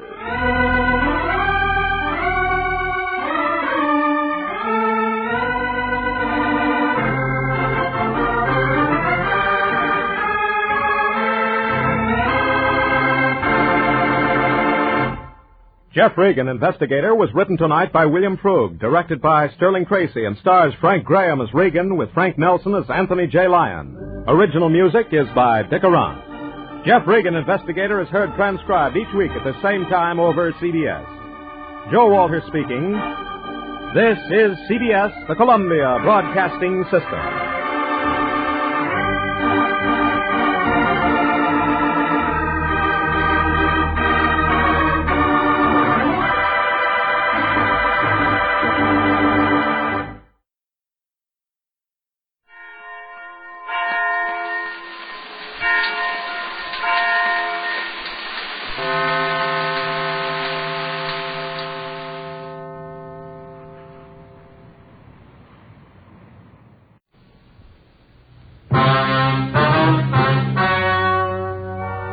The story you're about to hear is true. The names have been changed to protect the innocent. Fatima Cigarettes, best of all king-size cigarettes, brings you Dragnet.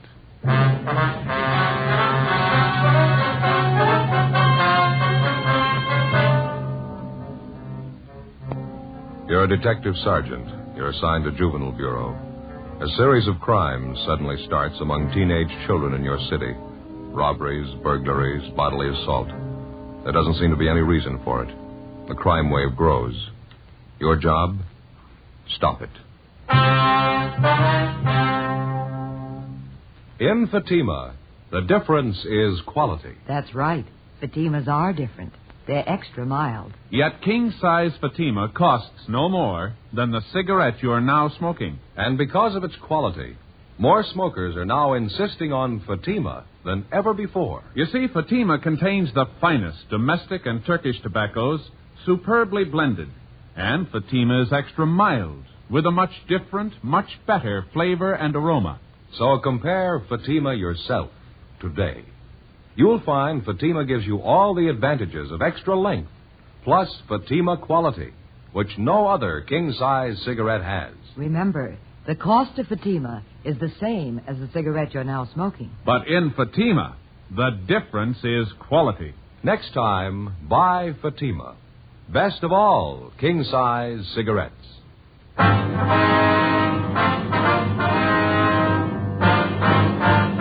Dragnet, the documented drama of an actual crime. For the next 30 minutes, in cooperation with the Los Angeles Police Department, you will travel step by step on the side of the law through an actual case transcribed from official police files. From beginning to end, from crime to punishment, Dragnet is the story of your police force in action.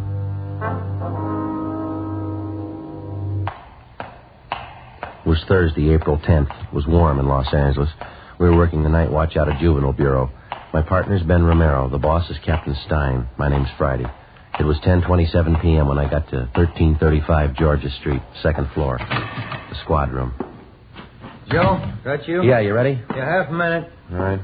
Get my coat on here. Did you leave a note for McNamara? Yeah, all set. All right, let's hurry, huh? Yeah. Same neighborhood we had the trouble Monday night? Uh-huh. Sounds like the same gang, too. These kids are sure moving fast. Go ahead. Yeah. What is it this time? Movie theater on West Fremont, small neighborhood house. Oh, They had a crowd of 15 to 20 kids in there tonight. Mixed group, boys and girls. For no reason at all, they started to tear the place up. They do much damage? Well, I don't know. We can see when we get there. He told me on the phone the theater manager tried to quiet the kids down. Half a dozen boys piled all over him. One of them pulled a knife. They tore up a couple of seats up in the balcony, moved out into the lobby, smashed mirrors and lamps. They beat up one of the ushers. Lousy little punks. Where'd you park the car? Straight back. I'd give a right arm to know how this thing got started. We've never had much trouble from the kids in that neighborhood out there, not till this last month. Seem to be going crazy. Oh, it's not getting any better. Burglaries, car thefts, wrecking property. Somebody's going to come out on the short end if it keeps up. It's got to happen. Maybe it already has. When they were ripping up that theater lobby tonight, one kid got hurt. What happened? It's a 14-year-old boy. In the mix-up, he got shoved through a display case, plate glass. Cut up pretty bad? His eyes. They're not sure he'll see again. In police work, the standard law of cause and effect works like it does for everything else. When a crime's committed, there's a cause behind it. There's a reason for it. And when a group of normally well-behaved kids in an average residential neighborhood start running wild, there's got to be a reason for that, too. A month before, a rash of auto thefts, petty stealing, and public disturbances had broken out suddenly in the particular neighborhood. All of the incidents were traced directly to the teenagers in the area. Why the kids had suddenly decided to run wild, we didn't know, but the amount and the nature of the violations kept getting more serious. Juveniles who'd previously been picked up for petty thefts and placed on probation were now committing burglaries. Auto thefts in the area had jumped 20%. Misconduct and drunk charges against the teenagers, girls and boys alike, increased by the week. We had a fair idea what the root of all the trouble was, but so far we hadn't been able to trace it. 10:45 p.m. We got to the neighborhood movie theater on West Fremont and we went inside. The lobby was a shambles. 2 large mirrors had been shattered, lamps and sofas overturned and broken. The lobby candy counter had been wrecked completely. The glass showcases were caved in. The popcorn machine was smashed. The soft drink cooler turned on its side. The last showing of the feature picture was still going on. We interviewed the theater manager in the lobby, a Mr. Clyde Barton. They got real foul-mouthed. 1 or 2 of the girls, too. Some of the language I wouldn't even use at a stag party. I got so mad I grabbed 2 of the noisy ones by the neck and told them to get out. That's when it broke loose. Well, what exactly happened? The whole crowd of them jumped out of their seats and piled on me. I fell back down against the stairs and I started swinging. I'll tell you the truth, Sergeant, I was scared. I didn't know what to make of them. They seemed like a pack of animals, wild. I happened to hit this one kid and I saw him pull out a knife and come at me. Didn't take me too long to get out of there. Kids or not, when a bunch of them like that come after you, you run. Yes, sir. You called for the police as soon as all this happened? You bet I did. Just as soon as I could get out into the lobby and into my office. I locked the door. I could hear them tearing the place up outside. Just look at that. Smashed up everything in sight. I have to have something like this happen. Look at this candy stand. Well, how about some of the kids you recognized in that crowd, Mr. Barton? Oh, say, the last show's ready to break. Folks are going to be coming out. You want to step back here into my office? We can talk there. Be out of the way. That'll be fine, sir.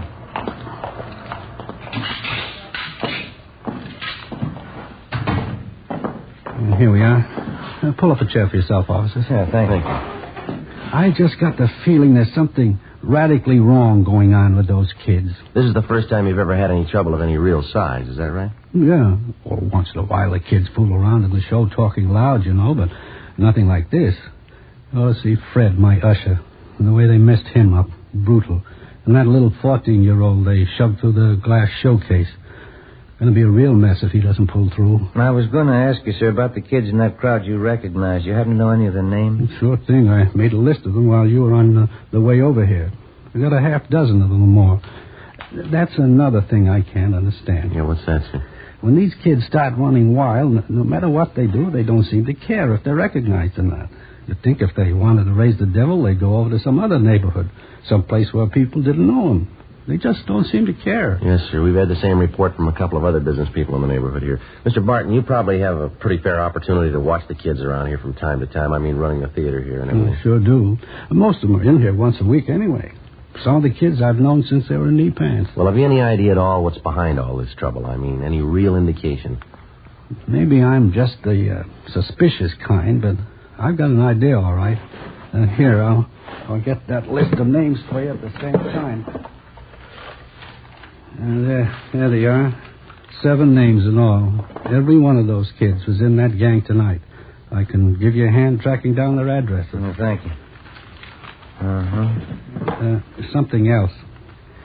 Here's what I was talking about. What's this, sir? In that scramble in the lobby tonight, this little box fell out of one of the kids' pockets. One of the ushers picked it up, brought it into me. Have a look inside. Ben? I don't know too much about it, Sergeant, but I got a hunch. I don't think I made a mistake. Yeah. What do you think? No, sir, no mistake. It's marijuana. We finished interviewing the theater manager, Clyde Barton, and then we talked to the usher, Donald Masters, who recovered the small box containing the marijuana from the floor of the lobby. He told us he recognized the young fellow who dropped the box, but he wasn't sure. He said the boy's name was Harold Everson, one of the names which appeared on the list which the theater manager, Mr. Barton, had given us. Half an hour later, Ben and I located the Everson boy's home. It was a 2-story frame colonial-style house in the better-than-average section of the area. The boy's father answered the door, a Harold Everson Sr. We told him what we wanted. A little late to be making routine calls, don't you think? People have to get their sleep. Why can't you let it wait until morning? It's not a routine call, Mr. Everson. I'd like to see your son, if he's home. Harry? What do you have to see him about? Well, do you have any idea where your boy spent his time tonight, sir? He said he was going down to the gym, play a little basketball, and he was going to the library. It's a school night. He had studying to do. I think maybe you ought to keep a little closer check on your son, sir. That's not the way we get it. What are you getting at? I trust my boy. He said he was going to the gym and then to the library. He's got no reason to lie about it. They had a minor riot at the neighborhood movie down on West Fremont tonight. Gang of high school kids ran wild and wrecked the place. What's that got to do with Harry? A couple of people recognized him among the gang of kids. They said he did his share of wrecking along with the rest of them. Couldn't be. It's a lie. Harry didn't go to the show tonight. He told me when he got home. He even had his books with him. He spent the night at the library. I'd like to have you take a look at this, Mr. Everson. Huh? This box here. Would you recognize this at all? Yeah. Same kind of box my stomach pills come in. Got a little acid condition in my stomach. I take these pills for it. What's all this have to do with Harry? I'm going to open the box for you, Mr. Everson. I don't get it. What is this stuff? Someone saw your son drop the box in the lobby of the theater tonight. The box contains marijuana. It's stupid. It couldn't be right. I haven't got that kind of a boy. I know it isn't right. Do you mind if we talk to your son? Maybe he can explain it for us. Just a minute. I'll get him down here. All right, sir. Have a chair if you like. Thank you. Sure a nice place, huh, Joe? Yeah, beautiful furniture, isn't it? There's nothing like period furniture. Never goes out of date. Be just as much in style 10 years from now as it is today. Mm-hmm. We better be sure and tag by Georgia Street Hospital on the way back and see how that kid's doing. You know, the one that was hurt at the show. Oh, yeah. This is my boy, Harry, officers. Hello, Harry. Hello. How are you, sir? Harry just told me, officers, he doesn't know what this is all about. He was at the library, like I said. Well, sure, I was there till they closed. Somebody made a mistake. I wasn't at the show tonight. Harry, do you know Mr. Barton, the man who runs the theater? Yeah, I know him. Why? Well, he swears you were there tonight. So does one of the ushers. Who? A boy by the name of Donald Masters. He says he knows you pretty well. I don't know any Donald Masters. You go to the same high school together, son. You're in the same class.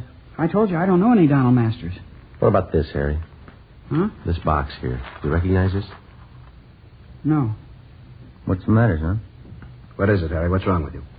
Nothing. I don't know whose it is. It's not mine. It was lost in the lobby of the theater tonight. Masters says he saw you drop it. He's lying. I hate the kid's guts anyway. He's lying. Thought you said you didn't know him, son. What's wrong with you? What are you shaking for? What kind of a story are you trying to tell? I didn't mean it, Dad. The kid got this stuff for me. I didn't mean to get it. I didn't mean to, Dad.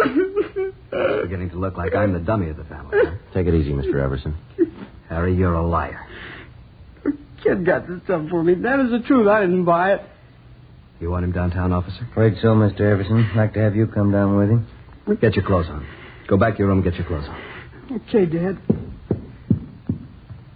Hard to believe. My son using marijuana. I can't tell you how I feel. I'm afraid there's going to be more folks feeling the same way before this is cleaned up. It'd be different if Harry didn't have a chance, but good home, good training. The boys had the best I could give him. Yes, sir. Wife and I, we never thought we had a worry in the world as far as Harry was concerned. Yes, sir. Maybe that's why it happened.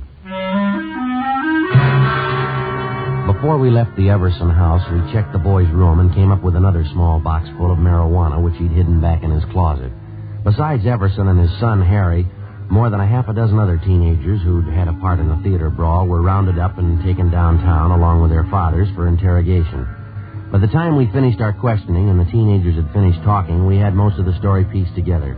A story that had the parents so amazed that half of them thought the youngsters were making it up.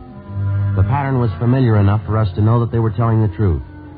Almost 2 months before, word had gone around among the teenagers in the neighborhood that marijuana, along with various stimulating drugs, was to be had easily and in quantity for anybody who wanted them. Word was passed around that it was the new thing to do, the smart thing to do if you wanted to keep up with the crowd. In questioning the Everson boy, we found that he seemed to know more about the history and operations of the narcotics campaign in the neighborhood than the other boys did. I know one of the guys who first showed up with the stuff. Name's Johnny Demring. He's about my age, 17. I used to know him pretty well. How do you mean he was the first to show up with the stuff, Harry? What kind of stuff? Marijuana. Some of the other things, you know, yellow jackets, goofballs. More of the kids go for them than they do for marijuana. Do the youngsters know what these goofballs are made of, son? Do they know what they are? Well, it's dope, I guess. Narcotics. The kids get a big kick out of them. I guess that's all they care. Mm-hmm. This Johnny Demring, does he sell the stuff around the neighborhood, Harry? Yeah, he was the first one. He's got a couple of other kids selling for him now. A couple of them are girls. They sell a lot for him. Johnny makes pretty good money. Yeah, I guess he does. Where does he get the stuff from, do you know? No, I wouldn't know that. Someplace downtown. Johnny knows a guy. He's never told anybody where he goes to meet the guy. Nobody ever goes with him. Was Johnny at the show with you tonight? No, he doesn't hang around with the kids much anymore. He's getting a little big time, I think. He's got his own car and a good-looking girlfriend downtown. Says he's going to quit school next month. Mm-hmm. Where does Johnny live, son? Can you tell us? I don't know the address right off. I can check it in the phone book for you. How about the kids Johnny gets to sell the stuff? Can you give us their names? Yeah, okay. I think I can remember who they are. You going to bring Johnny in and talk to him? That's the idea, yeah. I don't know if you're going to find him right away. He probably heard about the trouble tonight, and Johnny's a pretty smart guy. I don't think you'll find him very easy. I think we'll find him. Nobody knows much about him. He never talks about what he's doing. Never tells anybody anything. Pretty smart guy. He told you. How smart was that? Complete statements were taken from each of the youngsters we brought in for questioning, and then in practically all cases they were released into the custody of their parents pending action by the juvenile court. With the information we had at hand, it took us the better part of 4 days to round up everybody involved in the narcotics distribution system, which had been set up among the teenagers in the neighborhood by 17-year-old Johnny Demring. As for the Demring boy himself, he couldn't be found. We checked with his family, his relatives, his friends, all his known associates. We got out a warrant for him. Then we checked the car that he owned through DMV. We got out a warrant for that. No sign of the boy.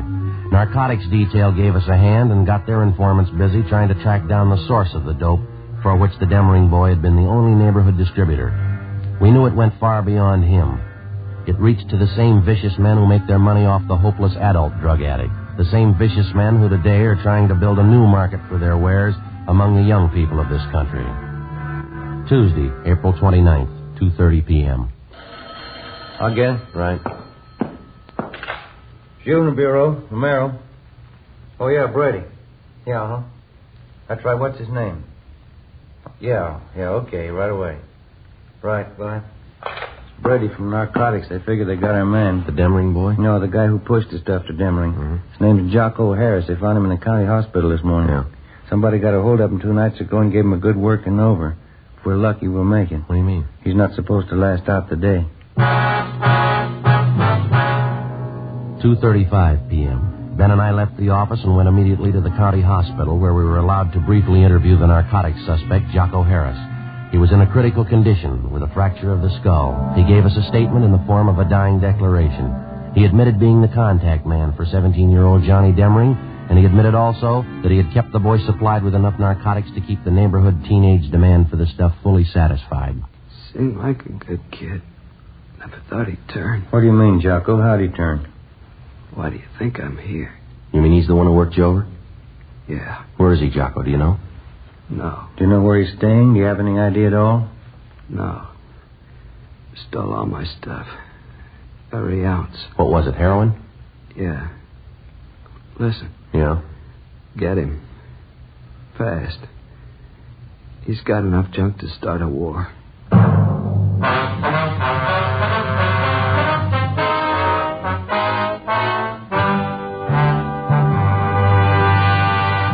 You're in a cruiser car of a Metropolitan Police Department.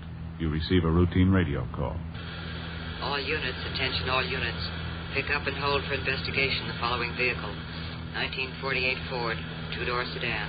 Black, white sidewall tires. There are many cars that fit this description. You listen for more facts. This car will have extensive damage to right front end.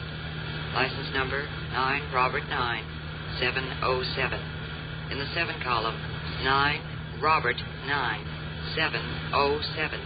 KMA 367. Now you can pin it down to one. It's the same with cigarettes. There are many king-size brands to choose from, but when you know all the facts, you'll make your choice Fatima. Here are those facts. Fatimas are the same in length and circumference as any other king-size cigarette.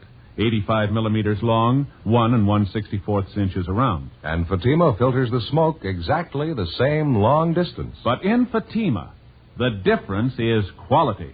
Fatima gives you extra mildness, a much different, much better flavor and aroma. You get all the advantages of extra length, plus Fatima quality, which no other king-size cigarette has. Fatima, best of all king-size cigarettes. Definitely the best quality in its class, but the same price as the cigarette you're now smoking. Next time, buy Fatima.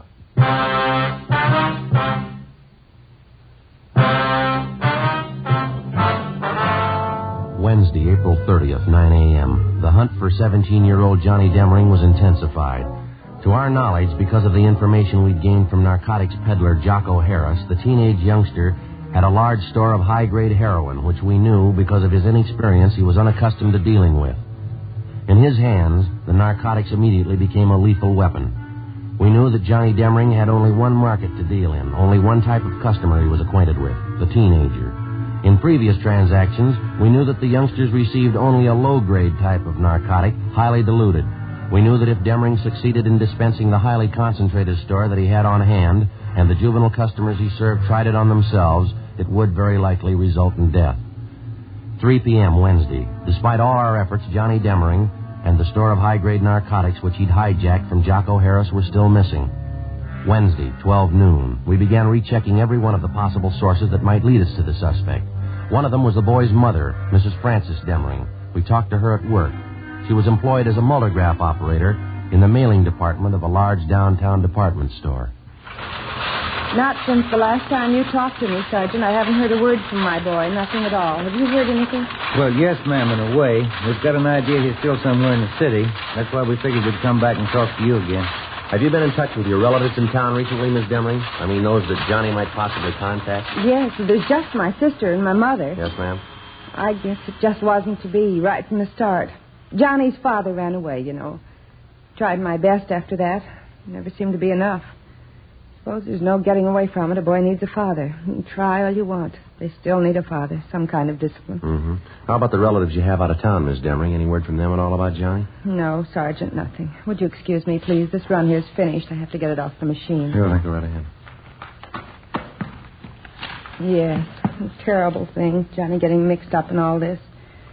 Seems no matter how you try, it's never enough. Never enough. Do you have any idea at all where Johnny would most likely go in town if he didn't want to be seen, Mrs. Demring? Where'd he go? No, I wouldn't know that, Sergeant. First place, Johnny's never really been in trouble before. Well, how about Johnny's school friends, ma'am? Would there be any one of them he might possibly contact in a jam? None that I haven't told you about before, I don't think. Evelyn.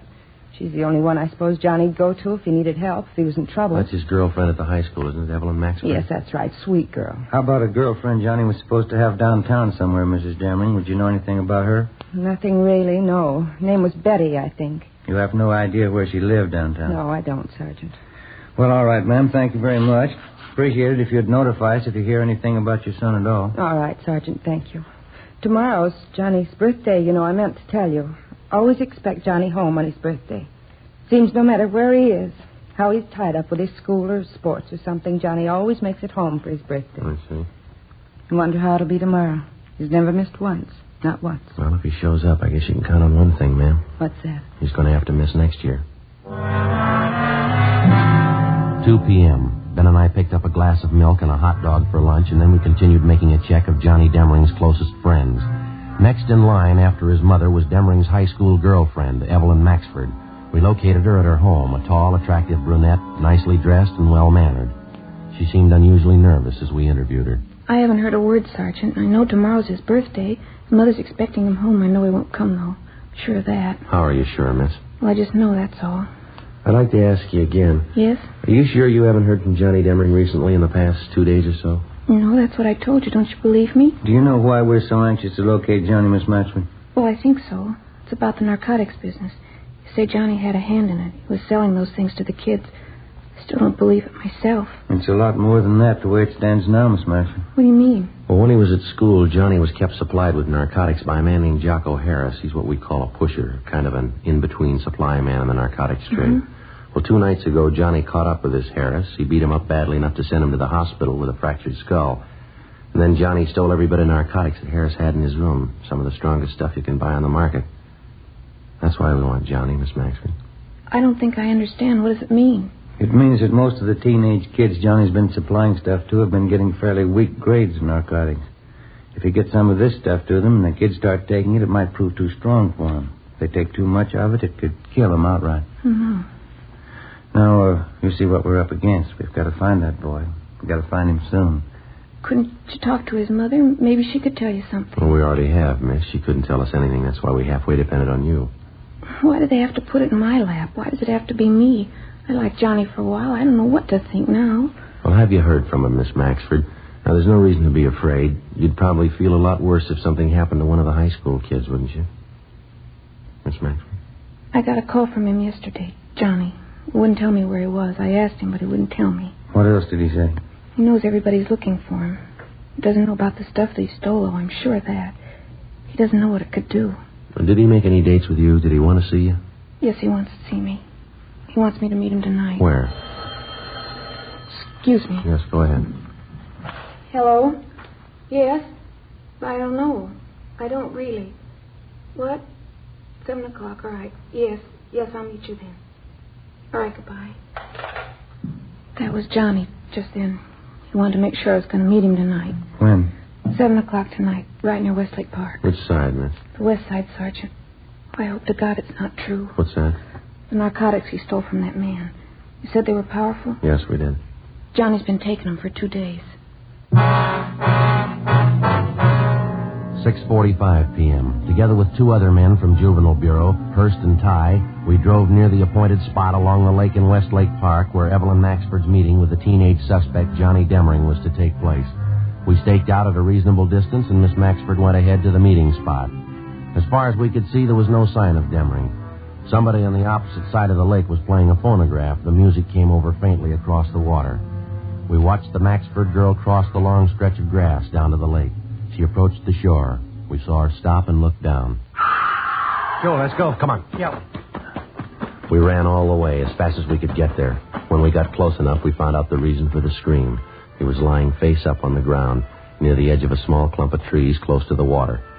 He was a good-looking boy, dark hair, good build. Took only one look, and you knew right away he was too young to be dead. You could argue for a week, but you wouldn't change it. He was dead. The girl stood over him, her face in her hands, crying. No marks on the body, Joe. None at all. Well, that must be it, huh? An overdose? It's the way it looks to me. We better get her out of here, hadn't we? Yeah. Miss Maxford? Come on, Miss Maxford. Yes, Sergeant. It's all right. It's all right now. We'll have one of the other men drive you home. We can take care of whatever has to be done here. He was a good boy, Sergeant. He was smart. How'd he ever get started in such a thing? How could he ever make such a mistake? Well, he's got the best excuse in the world, miss. Yes. He was 17.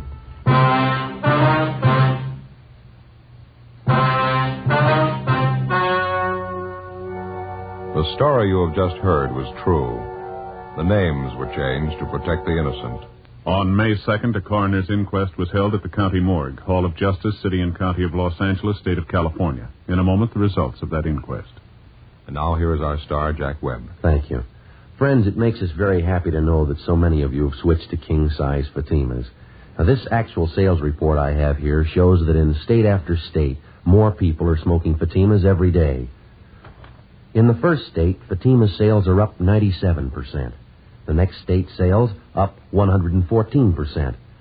Still another state, 117%. And still another, 69%. Well, those are just a few. Now, in my opinion, that can mean only one thing. That thousands and thousands of smokers, coast to coast, agree with what we've been saying. Fatima is the best of all king-size cigarettes. If you haven't smoked them yet, remember this. Fatimas cost no more than the cigarettes you've been smoking. Fatima gives you all the advantages of extra length, plus Fatima quality, which no other king-size cigarette has. So tomorrow, buy Fatima.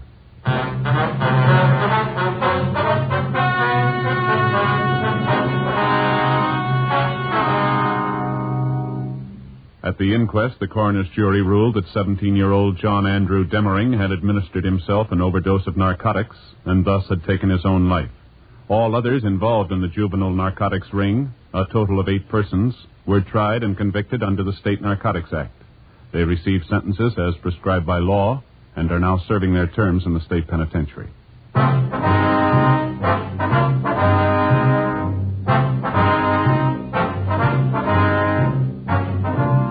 You have just heard Dragnet, a series of authentic cases from official files. Technical advice comes from the Office of Chief of Police W.H. Parker, Los Angeles Police Department. Fatima Cigarettes, best of all king-size cigarettes, has brought you Dragnet, transcribed from Los Angeles. Stay tuned for Counter Spy, next on NBC.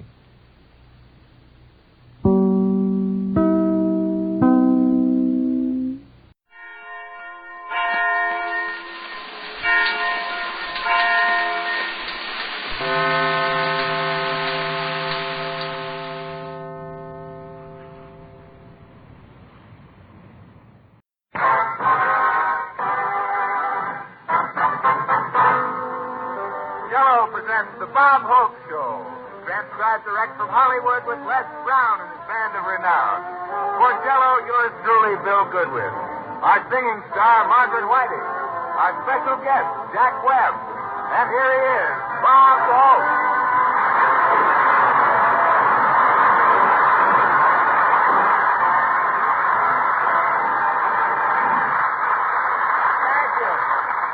Thank you very, very much. Well, here I am still going steady with Jell-O. I don't know what it is, but there's something about my personality that sells those 6 delicious flavors, especially lemon. I'm very happy to be here tonight. I've been keeping my fingers crossed all week with this flu that's going around. It's really an epidemic, you know. In fact, there's so much flu in show business that Phil Spitalny is advertising Evelyn and her magic thermometer. One doctor had so many cases of flu, he rented a helicopter and sprayed Pasadena with penicillin. And Jane Russell's got a slight cold. Doctors came from as far away as Alaska for the examination.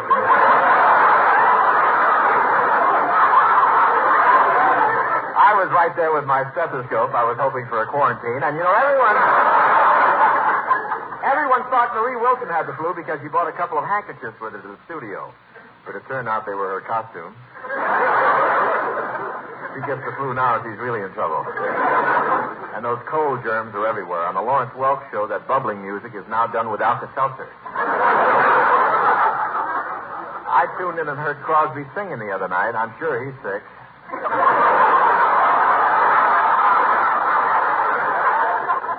And people are staying home on account of this epidemic. There's so few cars in the streets, it disrupted traffic on Sunset Boulevard.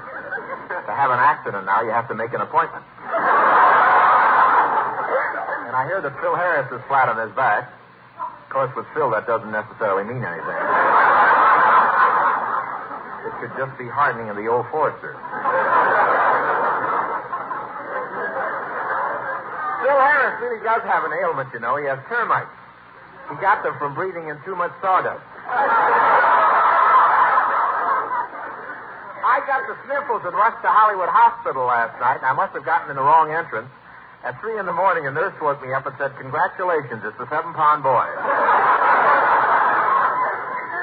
But there's one sure remedy for flu. You drink a glass of hot lemon juice while breathing into a paper bag with a belladonna plaster on your back, and at the same time you inhale menthol in your nose while you keep your feet in a hot mustard bath.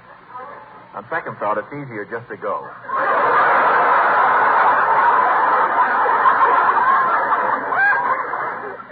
My doctor told me to be very careful during this outbreak. He said to avoid everything that might pass germs from one person to another, even money. So I took his advice. I went out to Santa Anita. Going to Santa Anita is rough. It takes so much out of me. Santa Anita is sort of a garbage disposal with money. Santa Anita's in a beautiful setting. Mountains on one side, hock shops on the other. I haven't seen so much money go down the drain since Crosby luxed out his money belt. And it was really a big crowd out there. Santa Anita hasn't been affected much by inflation. They still have a lot of $2 windows, only now they're in the Coca-Cola machine. I have a system of betting, and I've never had to walk home yet, for one very good reason. There's no window where you can bet your car. I finally got a horse that could win a race. They let him run all by himself. And on the last race, I bet every cent I had. And my horse would have won, but he had a cautious streak in him. He followed along behind the other horses, yelling, "This is just reckless, fellas, going so fast in all this smog."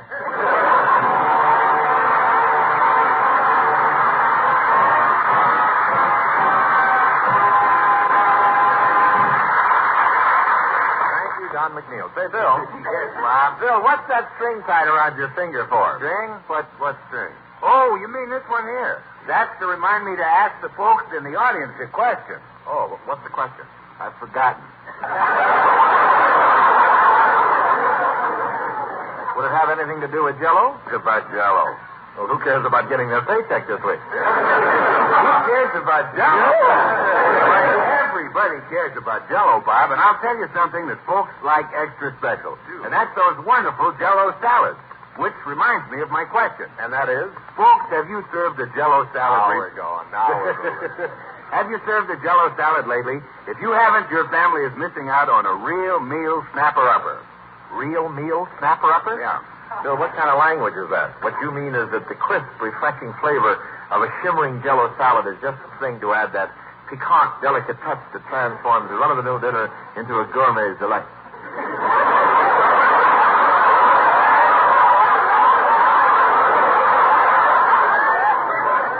Like I said, a real meal snapper-upper. And, folks, the Jell-O salad helps you avoid that last-minute rush at mealtime. Make it in the morning, set it in the refrigerator, and forget about it. And then when dinner time rolls around, there's no fuss or bother required. All you have to do is set that cool, colorful Jell-O salad on the table and let the family do the rest. Yeah, and gals, you'd better get your own share early, because take my word for it, once the kids get at that Jell-O salad, man, it goes. Well, they eat it all, huh? And Bill, my kids even eat the shimmer. Well, take a hint, gals. Make a Jell-O salad for your family tomorrow.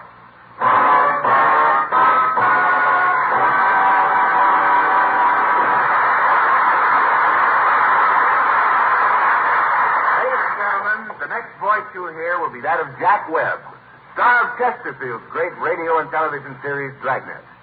Tonight, in his role as Sergeant Joe Friday, he will take us step by step through the investigation of a criminal case.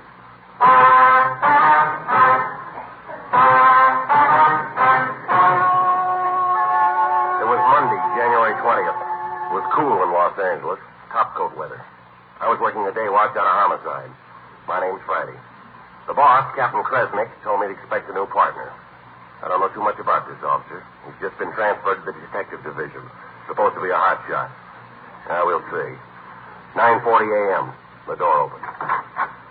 Anyone for criminals? Who are you? I'm Officer Hope. Captain Kresnik told me to report here. Are you Sergeant Friday? That's right. Well, we're detectives. Let's catch a crook.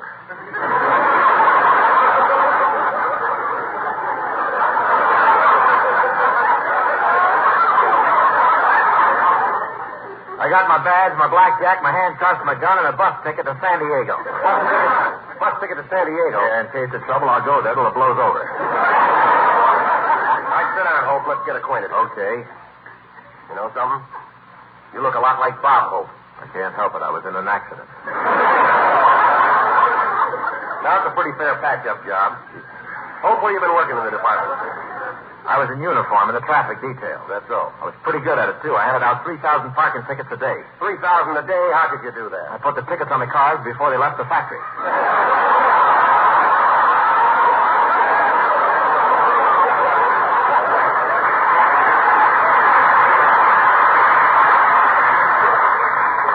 Well, it sounds like you enjoy your work. Yeah, I love being in the force. I've always been a cop. Always? Sure, the day I was born, the doctor slapped me, and I arrested him for assault and battery. Well, now you're in the detective division. Yeah, and I figure I ought to do pretty good. I can smell a crime a mile away. Yeah, well, you sure got the equipment. Think so. Hope you might as well start learning about your new assignment. Okay, Sergeant. Now, in the police department, they refer to the detective division as the brains. The brains, huh? Yeah. How come you got transferred? Well, it was kind of a reward. You see, I caught that bank bandit, Grandma. No kidding. How'd you swing that? Well, I found out she was hanging around a certain bar, so I went in there and slipped a Mickey in her Lydia Pinkham.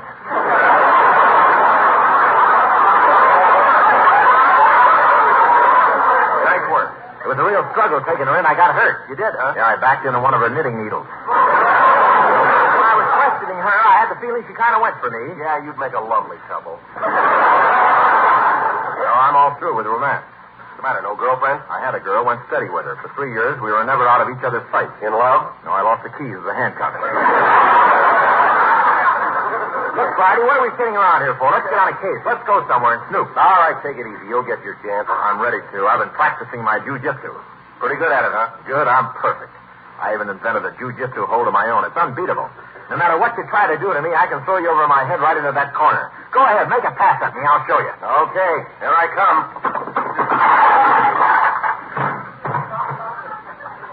Well, don't just stand there. Pick me up. Now, you listen, Hope. I don't mind you being a beaver, but there are a couple of things... I'll get it. Homicide Friday. Yeah. How long ago? Yeah. Okay, got it. What is it? Guy just been found dead. 16 Conway Street. Looks like murder. Let's go.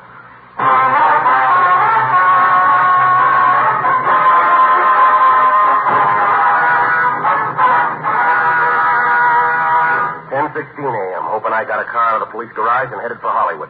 10:42. We arrived at 16 Conway Street. It was one of those white stucco apartment hotels.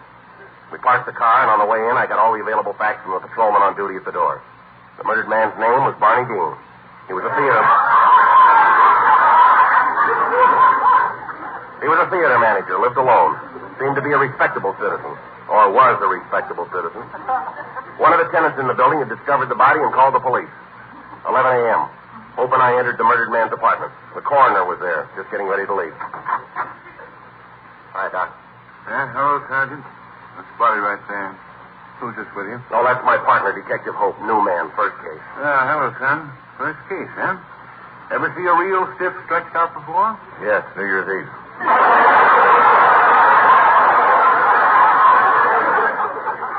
Who was it? Who was it? Me.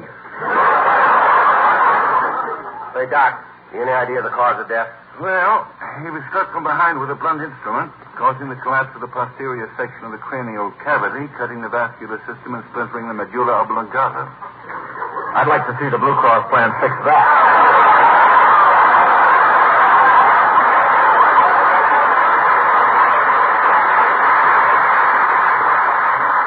Well, I gotta be on my way. Good luck with your first case, son. Thanks, Doc. And if you're ever down at the morgue, be sure and drop in. Okay, and if you're not there, I'll lie down and wait for you. So long, Friday. Man, I wouldn't have his job for anything, fooling around with fists at the morgue all day. Yeah, same thing when he gets home. He lives in Pasadena. Hey, Friday, I got a feeling about this case. I think that guy laying there on the floor was leading a double life. Respectable theater manager half the time, hoodlum the other half. Are you kidding? No, you can never tell. Just last week, the FBI picked up an innocent-looking guy who had a terrific racket. What was he doing? Smuggling Democrats into Washington.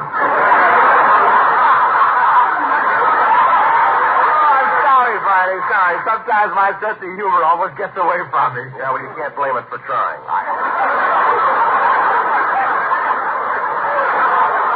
All right, we got work to do here, Hope. Grab this tape measure and take some measurements. I'll write them down. Right. Here we go. Distance from body to floor, 11 feet. 11 feet.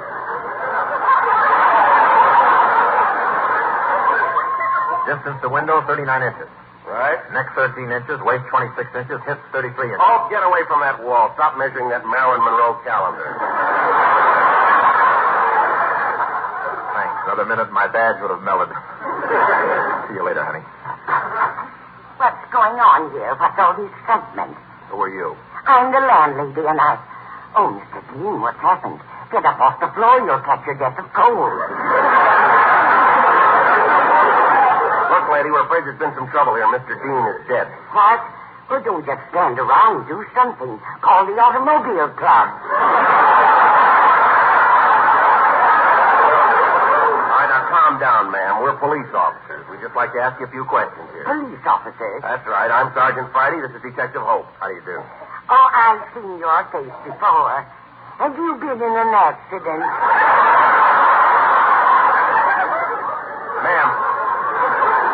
Ma'am, there's been a murder. Poor Mr. Dean. Oh, you two were friendly. Oh, yes. We even took dancing lessons together. Now I'll have to call up and cancel. That's right. It takes two to tango. Lady, where were you yesterday? Right here in the building, in my apartment on the ground floor. I watched television all day long. I didn't leave my TV set for a minute. Why not? I heard a rumor Lucille Ball might do it again. Look, lady, how does it happen you weren't here when Mr. Dean's body was discovered? I was out doing my shopping. Shopping, eh? Yes. I bought eggs, butter, milk, bread, and, of course, Jell-O. All right, what do you mean, of course, Jell-O? Why, now's the time for Jell-O. It's America's favorite dessert. I always buy it. Jell-O has a delicious, fruity, rich flavor. And it's so easy to prepare. Oh, goodness me, nobody should be without it. I'm never without it. I sleep with my head between two bowls of Jell-O. I just lie there all night long, quivering. All right, I'll handle this, Hope. Okay, Friday. Now, let's get this straight, ma'am. You say you've been down at the store buying Jell-O. That's right. Strawberry, raspberry, cherry, orange, lemon, and lime. How does her alibi sound to you, Hope? Delicious. Well, we'll have to check her story. How do we know she was out buying Jell-O this morning? I'd be a fool not to. After all, Jell-O is such a delicious, delicately flavored dessert, and so colorful. You can make wonderful salads with it. And what's more, Jell-O is economical. You save money when you buy Jell-O. How about this, a long-playing landlady? Are you taking notes on this, Hope? Sure, I've got 3 pages full. All right, let's hear them. Okay, here's page 1. Remind Dolores that now is the time for Jell-O. Page 2. Try Jell-O salad for Saturday lunch. Page 3. Get new combination lock for the Jell-O cupboard. A new combination lock? Yeah, the other night I found one of the kids standing by the Jell-O cupboard sandpapering his fingertips. Oh, you're some detective. Hope you'll never learn how to catch a crook. No, but I sure know how to hold a sponsor. All right, come on now. Let's get on with this investigation. Lady, so far all we have is your word that you were out shopping this morning. That's not good enough. Can you prove that? Why, sure. I've got the proof right here in this shopping bag. Now, let's see it. There. Yeah, looks like Jell-O to me. Looks like money to me. That's all, ma'am. We won't need you anymore. Thank you. Bye, Mr. Friday. Bye. Bye, Mr. Hope. Goodbye. Bye, Mr. Dean. Don't wait for an answer. There's a nice old character. Yeah, real cool Grandma Moses. Well, we got work to do here. Yeah, let's go downtown and report.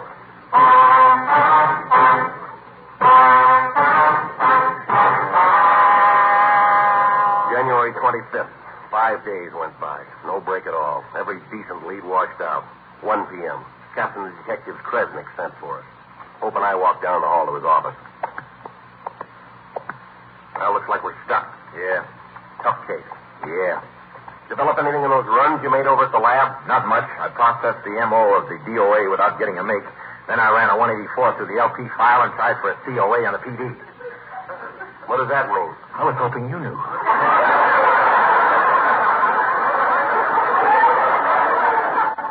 So here we are. Let's go in and get it over with. Come in. Captain? Well, Friday, Hope, what about it? 5 days have gone by. You haven't made any progress. Now, this case is a Lulu. Not one decent lead. Well, there was some evidence. What about the fingerprints found on the scene? They turned out to be Officer Hope's, sir. There were some footprints. Officer Hope's, too, sir. And a handkerchief. Officer Hope. Well, what about the pretty blonde girl in the silk wrapper across the hall? Well, I'm not on duty all the time, you know. Well, we'll keep trying, Captain. Just give us a few more days. We'll break the case. We've got to have action. The pressure's on. Yes, sir? The mayor's on the commissioner's neck, the commissioner's on the chief's neck, and the chief's on my neck. If the top man can juggle, it's a wonderful act. All right, let's go, Hope.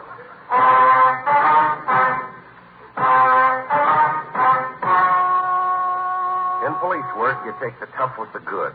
This case was one of the tough ones. But just when it looked bad, we got a break.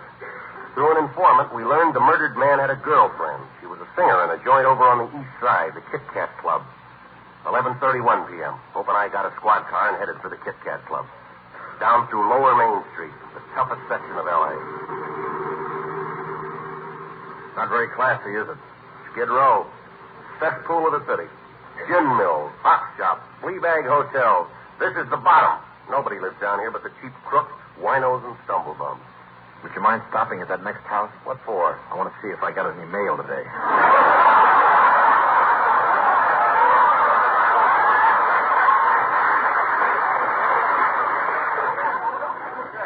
You know, I wouldn't be surprised if you weren't kidding. I can always tell a wino by the way he walks on his heels. Careful or I'll breathe on you. But I really did live in a tough section like this when I was a kid. I'd be a member of a gang of pickpockets right now, except my mother wouldn't let me join. But you were smart to listen to her. I had to. She was the boss of the mob. There's the place in the corner, the Kit Kat Club.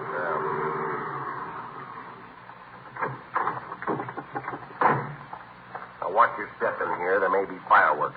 Don't worry. Let's hope to have a steady eye. My grandfather used to shoot a hole through the ace of spades at 100 yards. Well, that's pretty good. It's the best that's ever been done with chewing tobacco.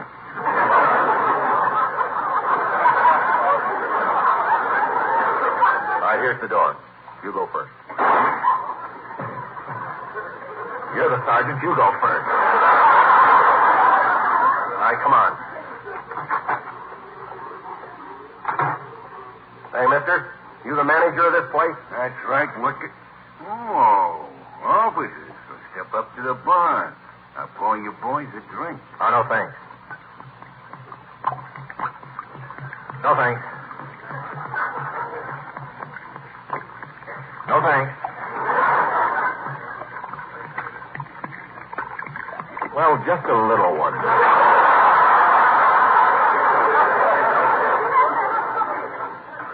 This will be the first highball ever served in an oil drum.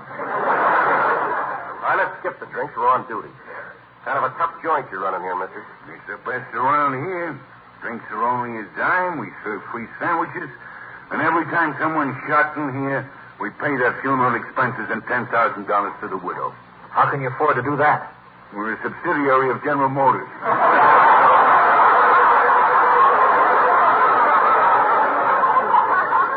Now, look, we want to talk to a girl you got working here. Your singer.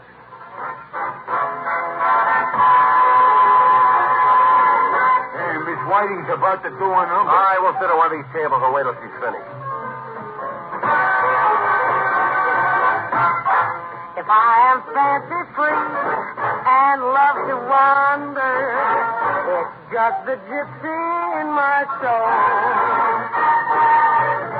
There's someone calling me from way out yonder. It's just the gypsy in my soul. I've got to give vent to my emotions. I'm only content having my way. There is no other life of which I'm fonder. It's just the gypsy in my soul.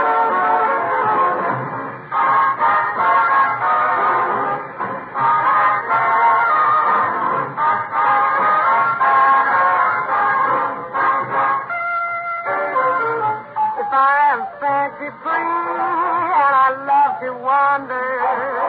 It's just the gypsy in my soul. There's someone calling me from way out yonder. It's just the gypsy in my soul. No cares, no strings.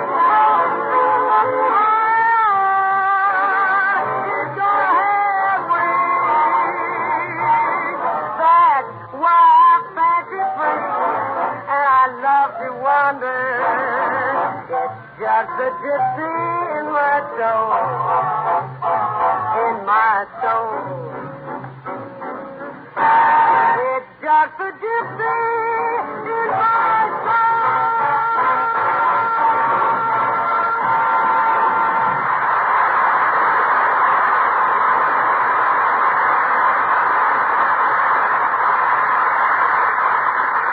Oh, Miss Whiting? Yes.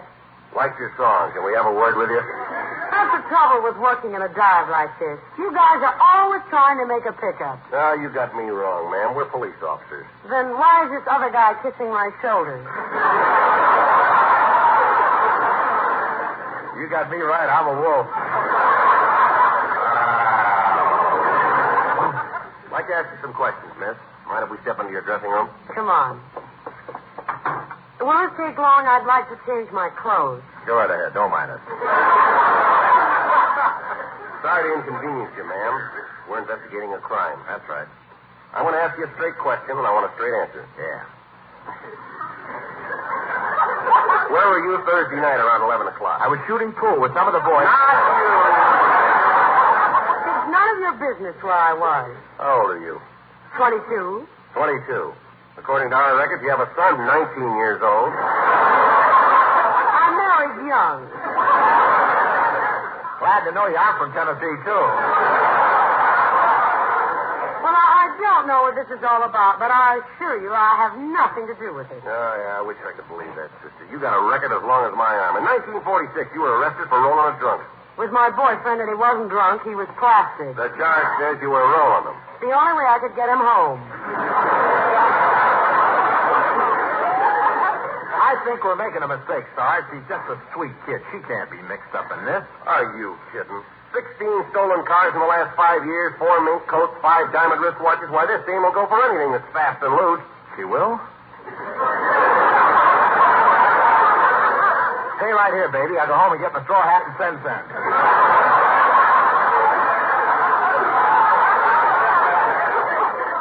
Now, you listen, sister. A boyfriend of yours named Barney Dean was knocked off a few nights ago. You still haven't told us where you were last Thursday night. Why don't you guys wake up? I was singing right here in this club in front of 50 witnesses.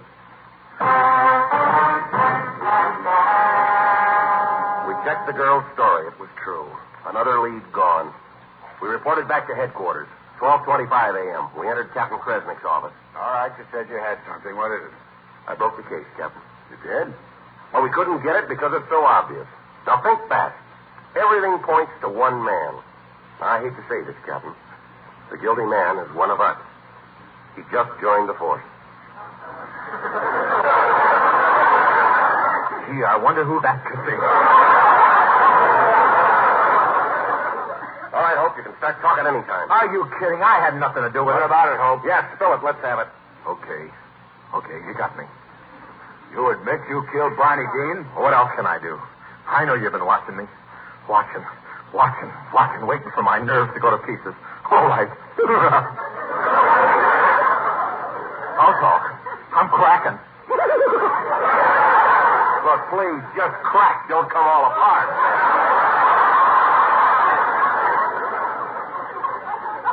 Sorry, I didn't mean to be messy. Hope, how did you know Barney Dean? Well, he was the manager of the Paramount Theater where our new picture, The Road to Valley, is playing. I have to kill him. Why? Because he did a terrible thing. What? He did a horrible thing. Well, what was it? An awful, unforgivable thing. He deserved to die. Oh, stop this, Hope. What did he do? On the marquee of his theater, he put Crosby's name ahead of mine.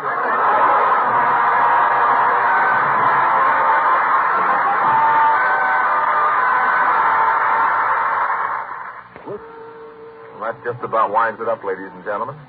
I want to thank Jack Webb, star of Dragnet, for being with us tonight. And I hope the police departments that were listening in will forgive me for joining them temporarily. It was all in fun. I know we all appreciate the great job those boys do for us. Every man who wears the badge of law risks his life for us every morning when he goes to work. These are the guys who hold the line on the home front, protecting our children, our homes, our community. They deserve all the support we can give them. Thank you.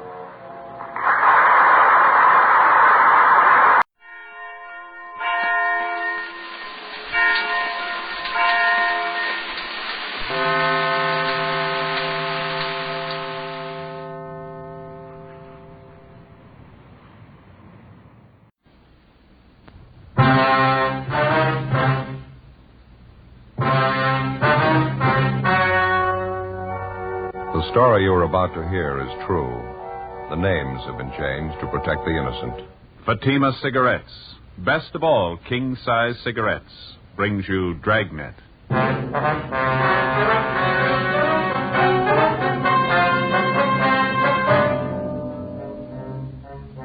You're a detective sergeant. You're assigned to homicide detail. A 64-year-old shopkeeper is found murdered, beaten to death in the back room of his store. The body bears the marks of a savage attack. There's no trace of the killer.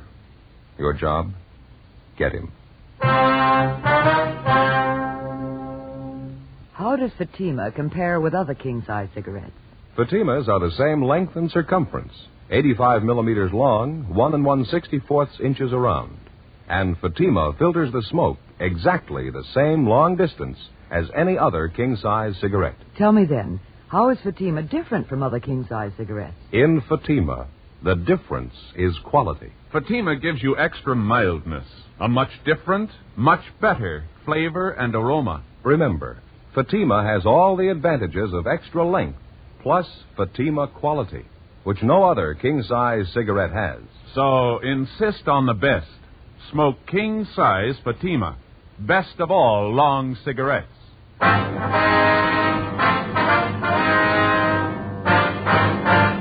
Dragnet, the documented drama of an actual crime.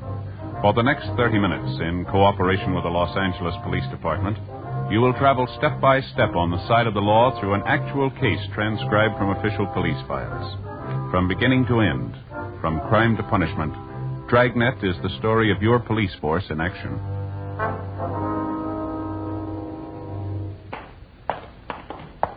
Was Wednesday, February 19th. It was cloudy in Los Angeles. We were working the night watch out of homicide detail.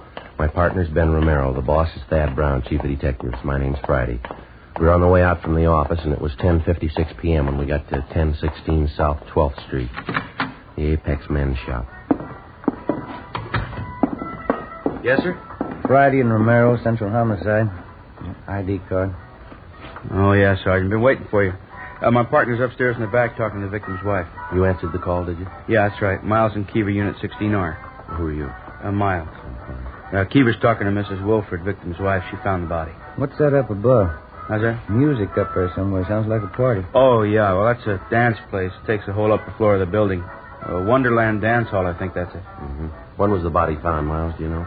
Well, the wife wasn't very definite about it. She told us she came in the shop here about 10 o'clock tonight. The place was wide open, nobody behind the counter. Said she looked around a while, finally found her husband's body in the storeroom back there. Nothing for a weak stomach. It's pretty brutal. What else do you have to say? Oh, not too much. She's pretty closed-mouthed. Probably the shock of finding her husband like that. I don't know. You want to show us where he is, Miles? Yeah, it's straight back this way. The victim's name is Joseph Wilford. Owner of the store, ran it himself. Wife says he's had the business here for 23 years. It's a typical men's shop. You can see that. Mm-hmm. That's around the left. In here. Hey, go ahead. He used this for a storeroom, I guess. Uh-huh. Well, that's it. As far as we know, the body hasn't been touched. Yeah, sure took a terrible beating. An elderly man, huh? My wife said he was 64 last birthday. She couldn't think of any enemies he has. Anybody want to do this? Where'd he keep his cash? Did she tell you that? No, cash register, I guess. Can't be sure till Leighton Prince gets here. Yeah. Did you call the crime lab yet? I'm waiting for you fellas. You want to call him now? Would you mind? Oh, sure, sir. Say, you might as well call the coroner while you're at it. Tell him there's no big rush. Yeah, right. Take a look around here, Joe. Looks like a tornado ripped through. Yeah. Chair overturned. Clothes all over the floor. Yeah. Come here, Ben. Mm-hmm. Look at the body. Yeah? His arms tied behind his back. Ordinary clothesline robe. What's that cloth knotted around his neck? I don't know. Looks like it could be a woman's slip, doesn't it? Mm-hmm. Whoever it was, they weren't taking any chances he'd live through it. The wounds on the head here, and the neck, see? Yeah. Looks like he was stamped on by boots, something like that. Maybe a narrow heel. Sure brutal. It doesn't look too much like a robbery motive. Not from the beating he took, anyway. Yeah. Looks like he might have had a taste for art. All over the wall here. Pin-up girls, fancy calendars. I talked to the crime lab, Sergeant. On the way out. Oh, thanks, Miles. Notified Deputy Coroner. Anything else I can do for you? Yeah, would you mind getting the wife down here, Miss Wilford? We'd like to talk to her. Sure, right away. Thank you. How's she feeling? Any hysteria? No, she's pretty quiet. She went upstairs to rest. A couple of housekeeping rooms up there. Guess that's where she and her husband live. We'll tell her she doesn't feel too well. We could come up there and talk to her. Right, sir. Right. What do you think? I don't know. We'll see what the crime lab can come up with. We can start checking around the neighborhood after we talk to the wife, huh? Mm-hmm. Let me take a look here. What's that there? It's funny. Not much place in a haberdashery for things like this, huh? A woman's nightgown. Black lace, huh? Mm-hmm.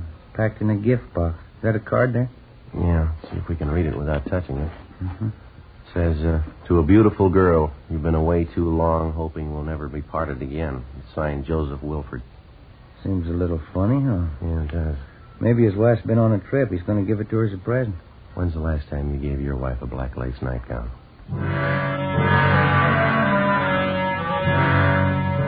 11:05 p.m. The two officers who'd answered the call, Miles and Keever, brought the victim's wife, Mrs. Agnes Wilford, downstairs, and Ben and I questioned her. She was a small, slight woman, dark hair, dark brown eyes, a sharp nose and chin. She looked to be in her early 50s. She said that both she and her husband had emigrated to America from northern Germany 25 years before. We asked her how her married life with Mr. Wilford had been, but she kept dodging the question. We asked her how she happened to find the body. The body's just as you found it, Mrs. Wilford. You didn't disturb anything? No, I just came back from a friend's and looked, and I saw him, and he was dead. Somebody killed Joseph. And you're pretty sure that your husband wasn't having any trouble with anybody? No enemies? No, he didn't have any enemies not to do this. Yes, ma'am. You lived upstairs in the back of the store with Mr. Wilford. Is that right, ma'am? And for a long time, yes, we lived upstairs in the rooms. It was nice. Saved money for rent. Well, do you have any idea at all why your husband's dead? Why somebody'd want to kill him? There was money in the store. They'd kill for that. You're policemen. People kill for money, you know that. Well, do you know where Mr. Wilford kept his money, ma'am? There was a wooden drawer in the table in the back room. He would keep the money there. But I looked when I came in first. It was empty. Well, was there any money in that drawer tonight? Do you know that? Oh, yes, $300-400 anyway. Joseph always kept it in there. That terrible place up above, the music all the time, the noise. You should make them be quiet. The dance halls have been up there for a year. Tonight, anyway, they should be quiet. Yes, ma'am. About the money Mr. Wilford had in the store. Maybe $1,000. $700-800, maybe that anyway. And then his wristwatch he had on, that's gone, too. Well, can you give us a description of the watch, Mrs. Wilford? What make it was? What it looked like? Oh, yes, I can give that to you. It's white gold, expensive. Writing on the back, Agnes, Joseph. One birthday, I gave it to her. Have you been away from your husband recently, ma'am? I mean, on a trip or anything like that? No, I haven't been away. Why? Well, we don't mean to upset you at a time like this, but would you know if your husband had any women friends? Miss Wilford? If you have a cigarette, I'd like one. Oh, yes, ma'am. Here you are. Thank you very much. I'll give you a light, miss. Thank you. Do we have to talk about it? I'm afraid so, ma'am. Most of them I know. For 10 years it's been like this. There were many of them. Young women. Joseph didn't try to hide it from me. I knew all about it. You continued to live with your husband all this time, ma'am? I did. He'd bring the girls to the shop here sometimes. When they'd come, I'd go away for a while. After they were gone, I'd come back. Joseph and I would never talk about it. You mean you never had any arguments with your husband about the women? No. He never lied to me about the girls. He had them, that's all. It was something he expected me to understand. I see. You say you knew several of these women your husband went out with. Could you give us their names, please? Yes, there's an address book upstairs in Joseph's desk. The names are in there. I see. Would you mind showing us that address book now, please? Yes, we can go upstairs. I'll get it for you. There's one question I'd like to ask you, Mrs. Wilford. If you don't mind. Yes? About your husband, ma'am. I don't know. Hurt very much at first. And then by and by, it didn't hurt so much. Time, I guess. Habit. Beg your pardon? A habit. If you want to, you can get used to anything. Yes, ma'am. Even a man who doesn't love you anymore.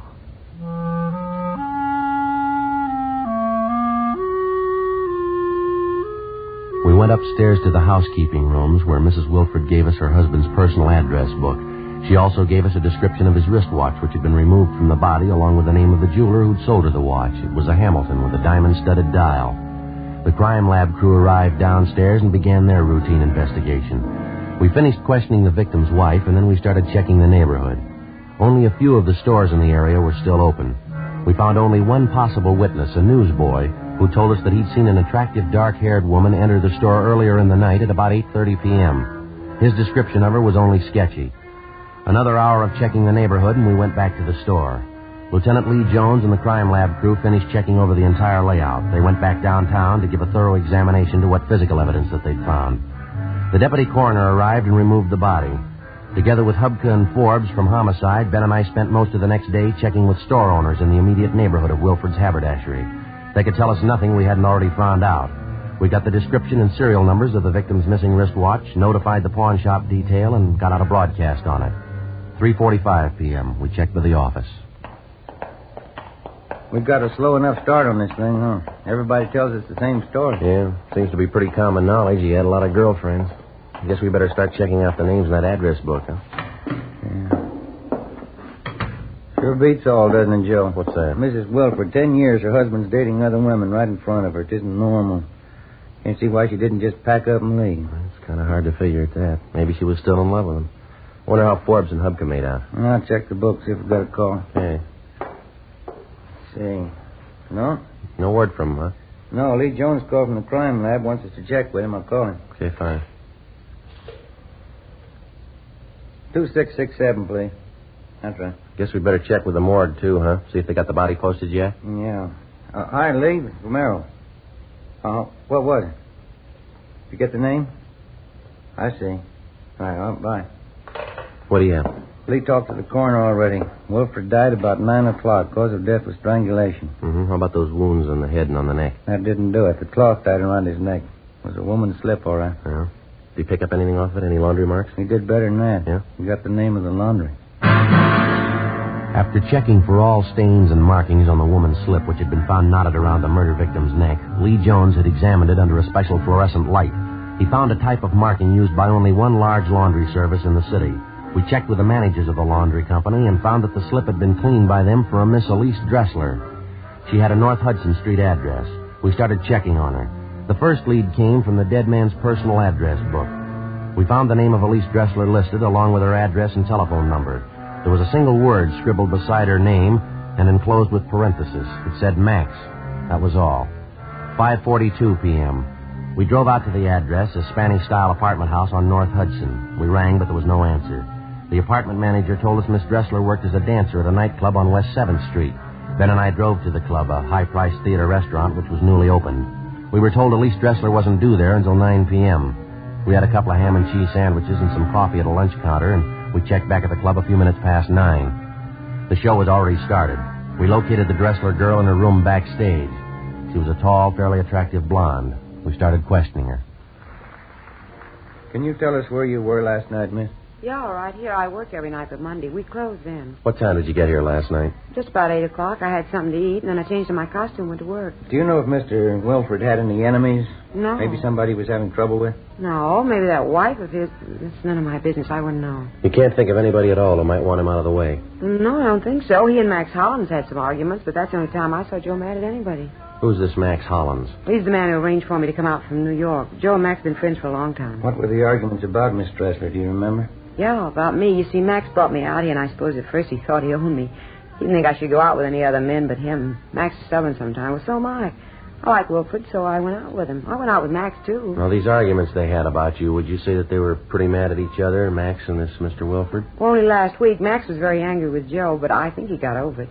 Could we talk together later? It's almost time for me to go on. I better get outside. Oh, sure. Excuse me. Yeah, I'll get it. Okay. We'll wait backstage here for you, Miss Dressler. Is that all right? Yeah, fine. Oh, that's all right. I still have a few minutes. Well, how about the last time you were in Wilfred's store, Miss Dressler? Can you remember that? Not exactly. At least 6 months ago. I hardly ever went to see Joe there. Did you ever have any occasion to leave any clothing with Wilfred in his store, maybe for a cleaning alteration? No, I never left them. Maybe it's possible they could be there. How do you mean? Well, I have some nice slips, you know. First I sent them out, but Joe said he knew a very nice French laundry to do them.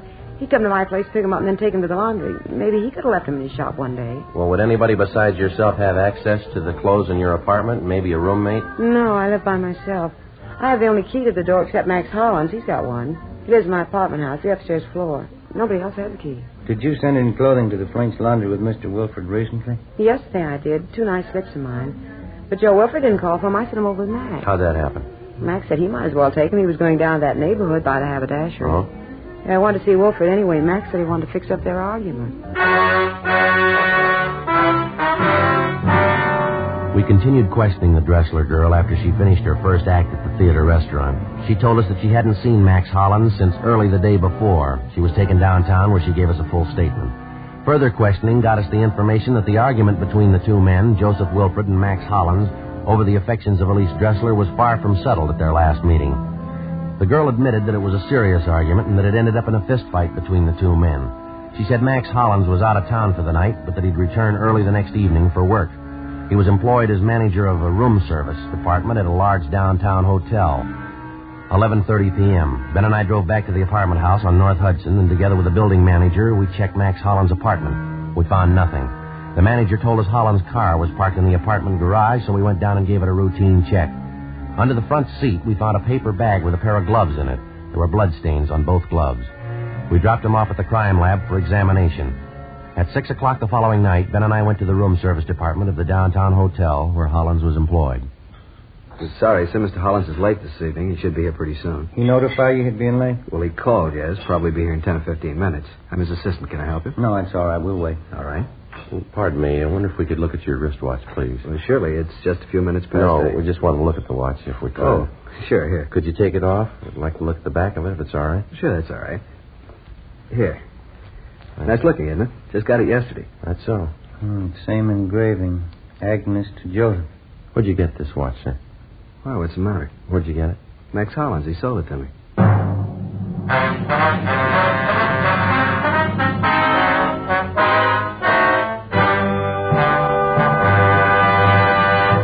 You are listening to Dragnet, actual stories from official police files. Now, listen to an actual Fatima sales report. Proof that in state after state, Fatima sales are going up. Up every day. In the first state listed, Fatima sales up 92%. In the second, Fatima sales up 72%. The next state, Fatima sales up 107%. Another state, Fatima sales up 142%. Still another state, Fatima sales up 154%. And those are just a few. Yes, all across the country, thousands and thousands of king-size cigarette smokers are switching to Fatima. You see, Fatima contains the finest domestic and Turkish tobaccos, superbly blended. Fatima gives you extra mildness, a much different, much better flavor and aroma. You get all the advantages of extra length, plus Fatima quality, which no other king-size cigarette has. Fatima, best of all king-size cigarettes. Definitely the best quality in its class, but the same price as the cigarette you're now smoking. Remember, in Fatima, the difference is quality. Next time, buy Fatima.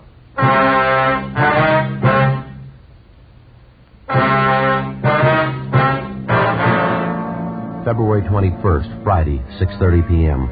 We called the office and notified them that we'd located the wristwatch taken from the body of the murder victim, Joseph Wilford. A stakeout was placed on the North Hudson Street apartment house. Ben and I stayed on at the hotel waiting the return of the murder suspect, Max Hollins. We talked to his assistant and found out that Hollins had a room in the hotel where he could sleep whenever he was called on to work late at night. 6:55 p.m. We called the office back and asked for a couple of men to be sent over to check the suspect's room. A few minutes later, Hollins himself showed up for work. Apparently, he'd been doing some drinking. Ben and I questioned him at his desk to stall for time until the men from the office could get to the hotel and make a thorough check of the suspect's room. Hollins was kept busy on the phone taking room service orders from the hotel guests. In between calls, we talked to him. I left Elise in the apartment, and then I took the few pieces of laundry she had and dropped them off at Wilford's store. It was about 6 o'clock Wednesday night. You mentioned to the Dressler girl you wanted to see Mr. Wilford. You wanted to patch up an argument you'd had with him? Yes, I just wanted to make sure he didn't have any bad feelings about it. Really wasn't much of an argument. How long did you stay at Wilford's store, Mr. Hollins? Do you remember that? 20 minutes, maybe a half hour. We talked, and we had a glass of wine in the back room. No, it was upstairs. We drank the wine, and everything was all right. I guess it was about 6:30 when I left the store. It was all right then. Well, did anybody come in the store while you were there? No, it was nobody. How about Mrs. Wilford? Was she in the store at all during the time you were there on Wednesday? No, he said she was gone for the day. She'd be back later on. We finished our talk, then I left. It was the last time I saw Joseph. It was a terrible thing, somebody to kill him. Excuse me again, please. Yes, sir. Go ahead. Room service, may I help you, please? Yes, sir. Yes, sir. Well, could I suggest the Palace Court salad? Very nice, yes. Hearts of artichokes filled with fresh crab meat, a Thousand Island dressing garnished with slices of avocado. All right, sir. 2 orders. Some consomme? All right. French rolls, coffee, and brandy. 8:13. Yes, sir, right away. Fred, this order for 8:13. Yes, Mr. Hollins? That's Mr. and Mrs. Morrow, 8:13. Make it quickly, please. Yes. One of the best men I have, Fred. We keep a very high standard in our room service, only the very best. They're all Geneva men. Yes, sir. Something else we'd like to find out. 21 years ago, I came here to the hotel. It was nothing. They were serving garbage. Bad service. Very bad. I built our staff one by one. I did it.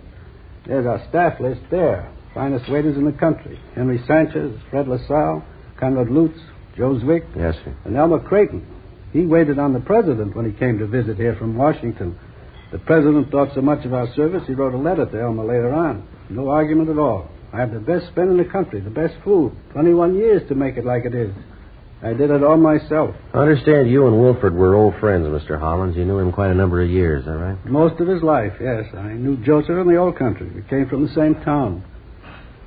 Terrible thing that's happened. I always liked Joseph, a good friend. What about these arguments you had with him lately about the girl, Elise Dressler? They amount to anything? No, but it showed something typical of Joseph. Maybe it was the business he was in. Dollars. It's all he thought about. The big dollar. He knew he had more money than I did. He thought he could do anything with it. How do you mean? About the girl, Elise. I took a visit to the old country 3 years ago, Strasbourg. That's where I learned my trade, from the best maitre d's in Europe. Mm-hmm. I met Elise on my way back in New York. You can check up on all my background. I worked at the Grand Hotel in Brussels. That's when it was the best. I was at the Carlton in London. Then I went to Venice, the Hotel Danielier. After, I went to the Hotel Majestic in Cannes. Yes, sir. What would that have to do with Miss Dressler? Very nice girl. We liked each other. When I came back here, I arranged for her to come out from New York. Took care of everything. I thought I'd like to marry her when she came here. And how about it, Hollins? You want to tell us now? Sir? Did you kill Wilfred? Excuse me, please.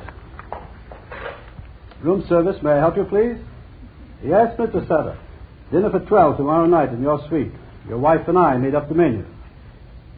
Certainly, Mr. Sutter. I'll check it over for you. Let's see. We serve caviar with blini to start with. Then the soup, consommé madeleine. And with the soup, amontillado. Yes, sir, that's Spanish. Then crab legs, Saint-Denis. Sir? Saint-Denis, that's crab legs rolled in breadcrumbs, fried in butter, served in a terrapin dish with bechamel sauce.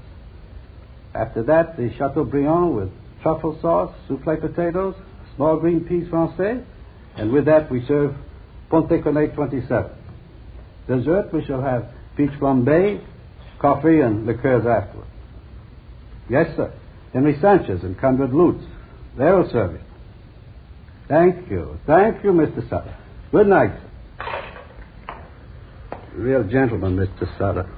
He knows how to give a dinner party. The old school. Not so many of them left now. It's not like it used to be. People aren't the same anymore. Oh, yes, Fred. What is it? A message for the officers here. Sergeant? Oh, thank you. Excuse us a minute. Oh, good. What is it? It's from Forbes. They checked his room in the hotel. They didn't find anything. Better get him downtown, huh? Yeah. Hollins, we'll have to ask you to come downtown. Oh, yes. Get my top coat on here. There. Right. Out this way, Sergeant. All right. You park your car in the hotel garage? No, sir, outside on 10th Street. You can go out the side door then. This way.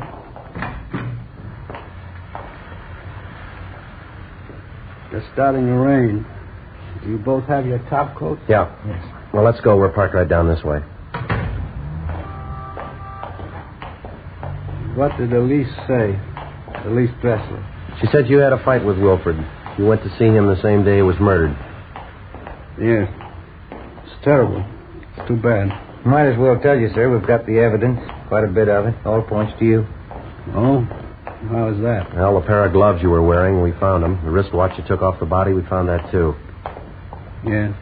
You want to tell us about it? I didn't use good sense. I didn't know what to do when I went to see him. But I didn't have it in my mind to kill him.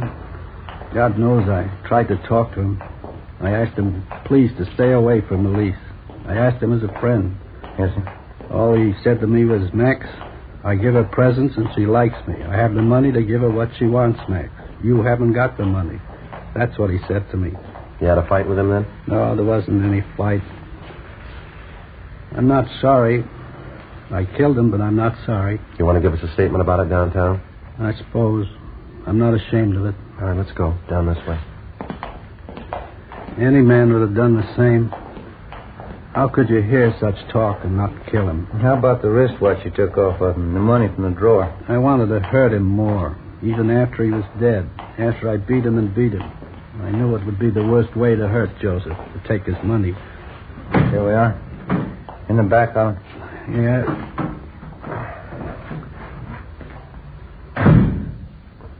Sergeant. Yeah. I've told you now. I killed him. Don't you think I had a right to kill him? I wouldn't know. But he was like that. The first time you met Joseph, you would know he was bad. It was better for everybody for him to die. First time you met him, you would know that. I'm sorry, I wouldn't know, mister. What? The only time I met him, he was dead.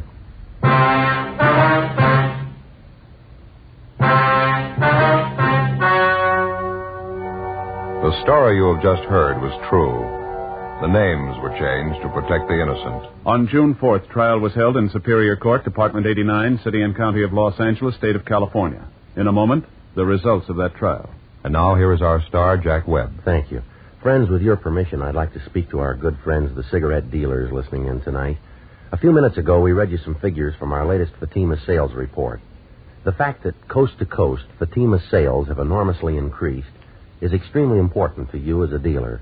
It means that more of your customers are now enjoying Fatima quality than ever before.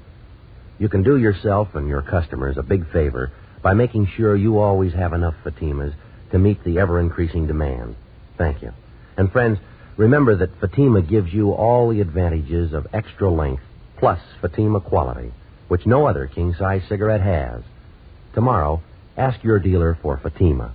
Best of all, king-size cigarettes.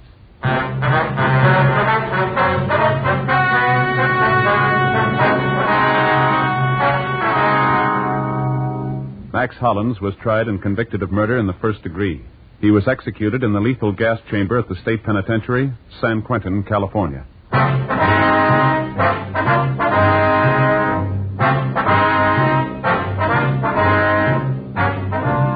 You have just heard Dragnet, a series of authentic cases from official files. Technical advice comes from the Office of Chief of Police W.H. Parker, Los Angeles Police Department. Fatima Cigarettes, best of all king-size cigarettes, has brought you Dragnet, transcribed from Los Angeles.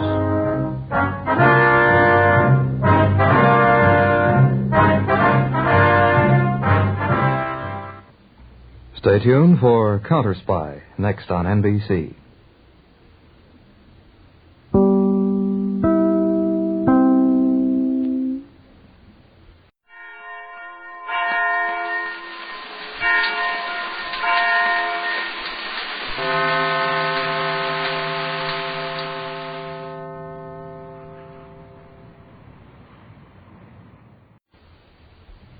Ladies and gentlemen, Dragnet has a very important announcement for all of you at the close of tonight's program. The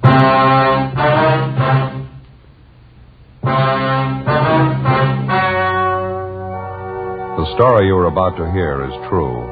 The names have been changed to protect the innocent.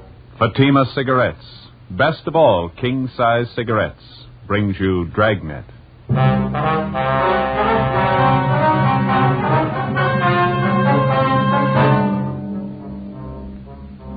You're a detective sergeant. You're assigned to robbery detail.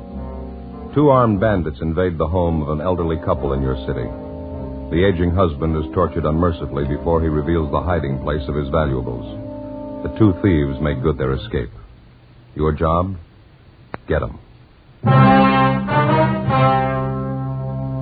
Why are thousands and thousands of king-size cigarette smokers switching to Fatima every day? Because in Fatima, the difference is quality. You see, Fatima contains the finest domestic and Turkish tobaccos superbly blended to make Fatima extra mild, to give you a much different, much better flavor and aroma. So compare Fatima yourself today. You'll find Fatima gives you all the advantages of extra length plus Fatima quality, which no other king-size cigarette has. Remember, Fatimas cost the same as the cigarette you're now smoking. But in Fatima, the difference is quality. Next time, buy Fatima. Best of all, king-size cigarettes.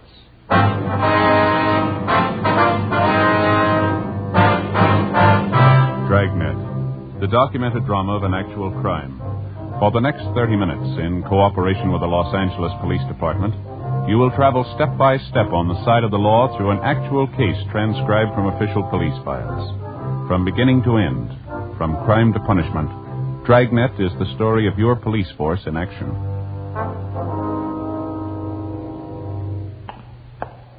It was Saturday, October 3rd. It was hot in Los Angeles. We were working the day watch out of robbery detail. My partner's Ben Romero. The boss is Harry Didion, captain of robbery. My name's Friday. It was 11:38 p.m. when I got to Georgia Street Receiving Hospital, room 5. treatment room. Joe? Hi, how's it going, Ben? We're not going to be able to talk to him anymore tonight. Doctor said maybe late tomorrow morning. How's the old man making out? He's resting a lot better. Doctor gave him a sedative. Old fella sure had a rough time. Well, how about since I've been gone? Did he tell you anything else? No, just kept repeating the same thing. 2 guys forced their way into his house, beat his wife, tortured him, took all their jewelry. That's about it. Yeah. Well, I put in a call to the office. I got a broadcast out on the information that we have. There's not much to go on. We should be able to pick up a little something more tomorrow. Doc said it's been a long time since he's seen anything like this, where they worked old man over.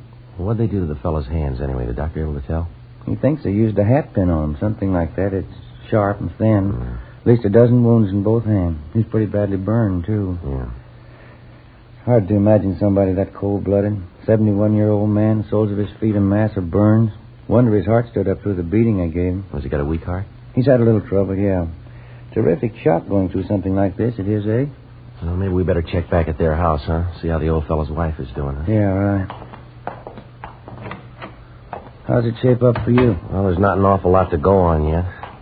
It wasn't a shot in the dark. I think we can count on that. Whoever the thieves were, they had some kind of an inside tip. The old man and his wife, well, they don't put up much of an appearance. You wouldn't be apt to figure that they had $3,000 or $4,000 in jewelry put away at home, would you? Maybe his wife might have some ideas. Sure is a lousy shame.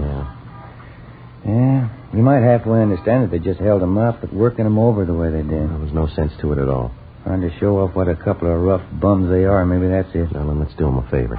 Let's show them what it costs. Ben and I got in the car and drove back to the Westlake Park area to the home of the robbery victim, 71-year-old Wendell McClung, and his wife, Catherine McClung. It was a one-story wooden frame building, gray shingled, a typical modest 4-room bungalow. The men from Unit 31R who'd answered the robbery call were still there, standing by. Another pair of men from robbery detail, Powers and Gonzalez, were checking the neighborhood for possible leads on the suspects. Inside the house, Ben and I found Mrs. McClung propped up in an easy chair in the living room. She was a small, chubby woman, gray-haired, looked to be in her 50s. We assured her husband's condition wasn't critical. Outside of a small bruise on her forehead and a case of nervous upset, she seemed to be all right.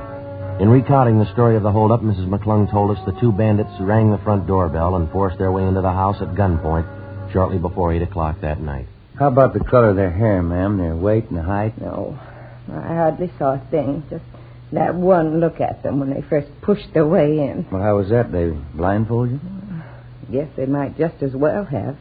You see, when they started to hit Wendell, my husband Wendell, knock him down, I went after them, and one of them slapped me right across my face and knocked my glasses off. I see. I reached out to find them, but before I did, I guess one of those gangsters stepped on them. $35 glasses, broke both of the lenses, just ruined the frames. Now, look at that. Of course, I can't see a thing without them. That's why I say I might as well have been blindfolded. And you didn't have a chance to notice what kind of clothes they had on and what they looked like at all? Well, they weren't shabby, I know that. Pretty well dressed, if memory serves. Both of them in dark suits. If only they wouldn't have broken my glasses. How about their voices, Miss McClung? Anything unusual about the way they talked? Anything that they might have said? Miss McClung? No, I was just thinking. One's name was Sam, I remember that. The other one had sort of an accent of some kind, maybe from the Midwest or maybe Texas, one of those funny people. Funny people? How do you mean, ma'am? Well, you know, something like a cowboy or a farmer, that funny kind of talk. Yeah, I see. Well, I guess I really should be inside fixing you men a cup of tea. Maybe if you'd just help me up. That's all right, ma'am. You just sit there. When my sister Dolly gets here, it shouldn't be too long. I'll have her fix something. There's no need to bother, ma'am. We'd like to have you tell us this if you can. Did your husband do anything at all to provoke the 2 men? I mean, did he call out for help or try to get to a phone, anything like that? It was the jewelry we had, Wendell and I, just those few pieces. The 2 men seemed to know all about it, just as if they had a list of the things. That's so? Yes. When they first came in, they took my engagement ring and old brooch that belonged to my mother I was wearing. Then they got Wendell in that chair over there and tried to make him tell where our other things were. Well, now, is it pretty common knowledge around the neighborhood here that you and your husband own expensive jewelry, ma'am? No, I don't think so. What the men seemed most interested in was Wendell's ring, his diamond signet ring. It was a beautiful thing, 4 carat. Yes, ma'am. We've got a description on that. That was when they tried to force your husband to tell them where it was hidden, is that right? I never thought anybody'd be that cruel, officer. Downright cruel. They burned his hands and his feet. kept hitting him in the face with their fists. It was just terrible. Poor Wendell. He finally had to tell them. Yeah, I see. They went and found the things, and then they came back in here and ripped out the phone. Warned us not to move. Mm-hmm. And then they left. I just broke down and cried, officer. To see poor Wendell there, the way they abused him. Yes, ma'am, we understand. You're sure he's going to be all right? What did the doctor say? Well, he said there's no danger, ma'am. Mr. McClung's resting comfortably now. Well, that must be my sister. You want to stay right here with Ms. McClung, Ben? I'll get that. Yeah, right. Joe? Hi, Jess. You and Powers do any good? I've been checking through the neighborhood 3-4 blocks around. Not an awful lot. A lot of people know the McClungs. Few of them know about their having jewelry. None of them saw anything unusual going on tonight. The thieves used the car. We know that. Didn't anybody at all spot it? I'm not sure, but there's one possibility. Some of the neighbors said a young kid was peddling magazines down this block tonight, just about the same time as a robbery. He might have spotted Well, something. that's fine. Where is the boy? Where does he live? Well, that's what we asked the neighbors. Yeah? Nobody knows. A supplementary broadcast in an APB was gotten out containing what description we had on the two hold-up men, plus descriptions of each article of jewelry taken from Mr. and Mrs. McClung. The following morning, along with Jess Gonzalez and Johnny Powers, we continued canvassing the immediate neighborhood of the hold-up. The only thing we got was a fair description of the boy who'd been selling magazines the night before in the vicinity of the McClung house, and also the names of the magazines he was peddling. Monday morning, 9 a.m., we got in touch with the local distributor for the publications, got a list of 5 boys who sold for them in that general area, and started checking them out. Third on the list was a Bill Newsom, a sophomore student at a nearby parochial high school.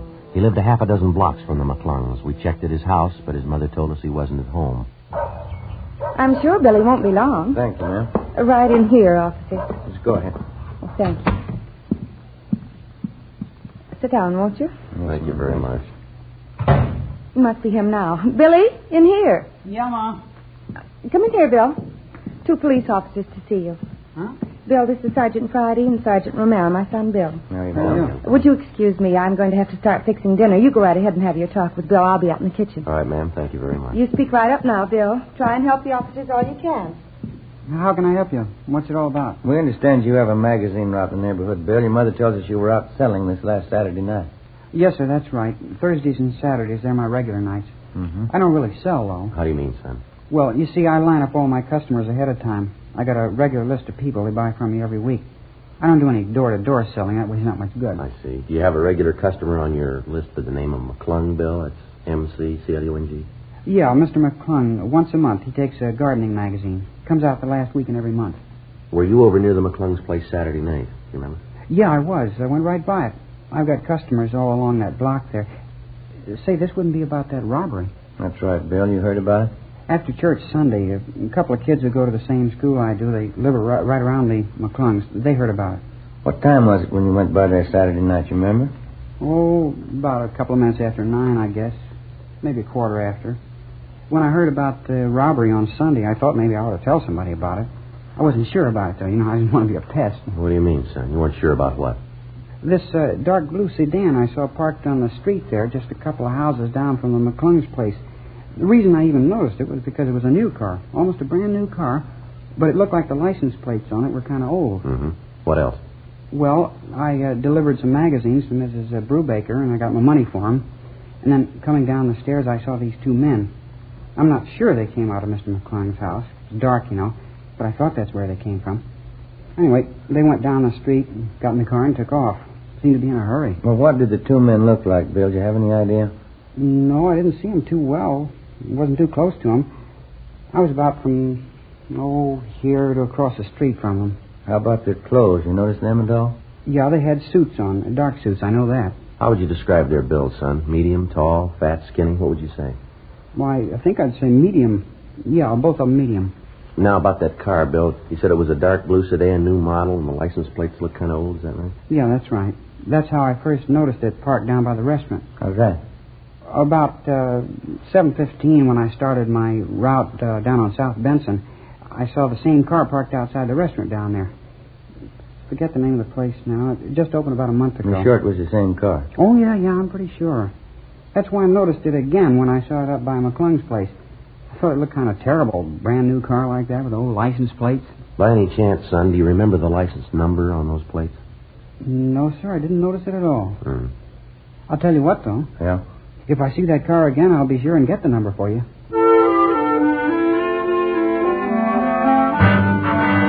Before we left the home of 16-year-old Bill Newsom, we got a complete description of the car which he'd seen parked near the McClung's home on the night of the robbery. He told us it was a 1950 Hudson, four-door sedan, dark blue, white sidewall tires. We relayed the information downtown to robbery detail. After we left the boy's house, we drove to the vicinity of the restaurant on South Benson, where the Newsom boy had first spotted the Hudson sedan. After making the rounds of several bars and coffee counters in the area, we started checking at the restaurant. It was newly opened, just as the boy had described it, full of glass, brick, and fancy modern stonework. The main bar was situated just off the lobby, set apart from the main dining room. We interviewed the head bartender, and he thought he remembered serving 2 customers, answering the general description of the hold-up men on the previous Saturday night. Not a bad-looking pair. They're in a little early, around 7:15, 7:30. They seem to be all right. Do you remember what they looked like at all? No, I didn't notice them that much, officer. Can you give us some general idea? Or on the young side, I guess. Not more than 28, 30. One of them talked like a Midwesterner, I think. You know, maybe Arkansas, Texas, someplace like that. Well, could you give us any idea what they were wearing? Would you remember both that? had suits on, dark suits. One had on a gray hat, and that's about all I remember. The reason I can place them at all is because Saturday was a pretty slow night at the bar. It's a new place here, you know, and it takes a little time to cultivate a trade. Well, did these 2 men stop for dinner here? Do you remember that? No, they sat right here at the bar and had a couple of beers, and then they left. No dinner. Did you wait on them, sir? Yes, sir, I did. I served them both a bottle of beer, imported Dutch beer. Do you serve quite a bit of that imported beer, do you? No, not here, no. It's mostly cocktail trade. These 2 fellows are the only ones I remember asking for. Oh, do you remember if the 2 men handled the beer bottles at all? If they handled them? Well, I mean, did you pour it? I filled up their glasses and set the bottle down. I guess they did handle them. They emptied the bottles. I see. But they'd almost have to, wouldn't they? Would you still have those 2 bottles on hand? No, let's see. Yeah, I guess I would. They don't pick up the empties till sometime around the middle of the week. We'd like to take a look at them, if you don't mind. Oh, sure thing. You guys just want to follow me down the bar here? It's in the storeroom just in back. All right, let's go. It's right back here, officer. Fine. Let's see. Yeah, they're right over here. There you go. Holland labeled. Only ones in the whole case. The same 2 I served those fellas. Yeah, I see. What do you think? Fingerprints? Maybe. And as soon as you get the fingerprints, you can pick them up, can't you? Yeah, when we find the men they belong to. Monday, 6 p.m. We called Leighton Fingerprints, and they came out to check the evidence. First, they obtained a set of the bartender's fingerprints to serve as a basis for comparison. Then they dusted each of the empty beer bottles carefully.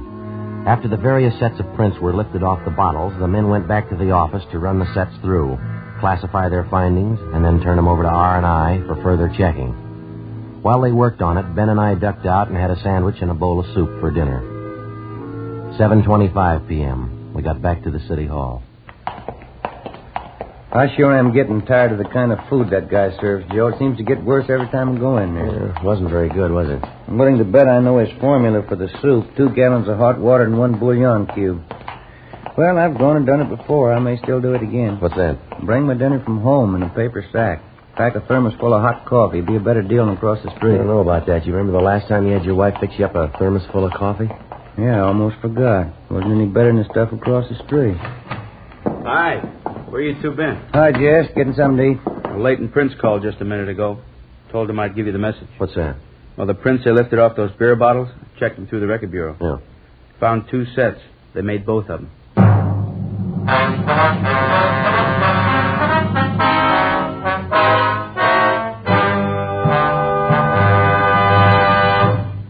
In state after state, all across the country, Fatima sales are going up and up. Listen to the actual figures in the latest Fatima sales report. In the first state listed, Fatima sales up 69%. In the second, Fatima sales up 118%. Another state, Fatima sales up 92%. Still another state, Fatima sales up 142%. And those are just a few. Yes, coast to coast, thousands and thousands of king-size cigarette smokers are switching to Fatima. You see, Fatima contains the finest domestic and Turkish tobaccos, superbly blended. Fatima gives you extra mildness, a much different, much better flavor and aroma. You get all the advantages of extra length, Plus, Fatima quality, which no other king-size cigarette has. Fatima. Best of all king-size cigarettes. Definitely the best quality in its class, but the same price as the cigarette you're now smoking. Remember, in Fatima, the difference is quality. Next time, buy Fatima.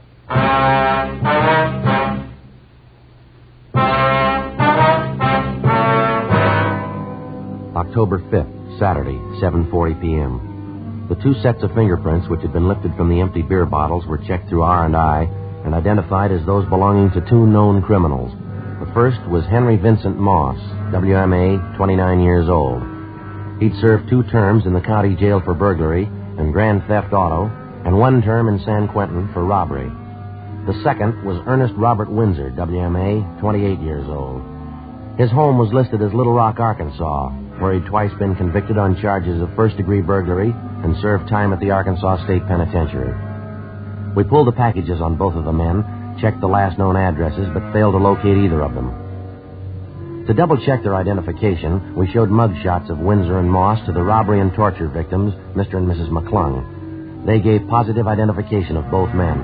So did the bartender at the restaurant where they'd stopped for the beer. We got out a broadcast and an all-points bulletin on them immediately.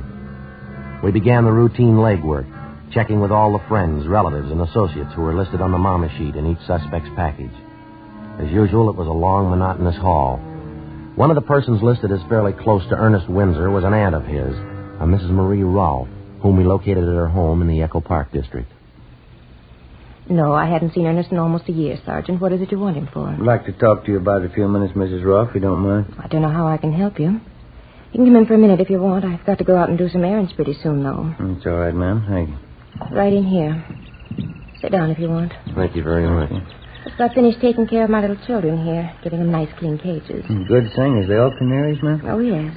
Oscar and Ethel, that's these two here. They're both genuine rollers. Their grandfolks came from Germany. Beautiful singers. Wonderful company. Yes, ma'am. My others are pretty, too. They're only choppers, though. Ma'am? Choppers. They're different than rollers. They sing much louder. Maybe not as nicely, but I don't like to play favorites. I like all of them.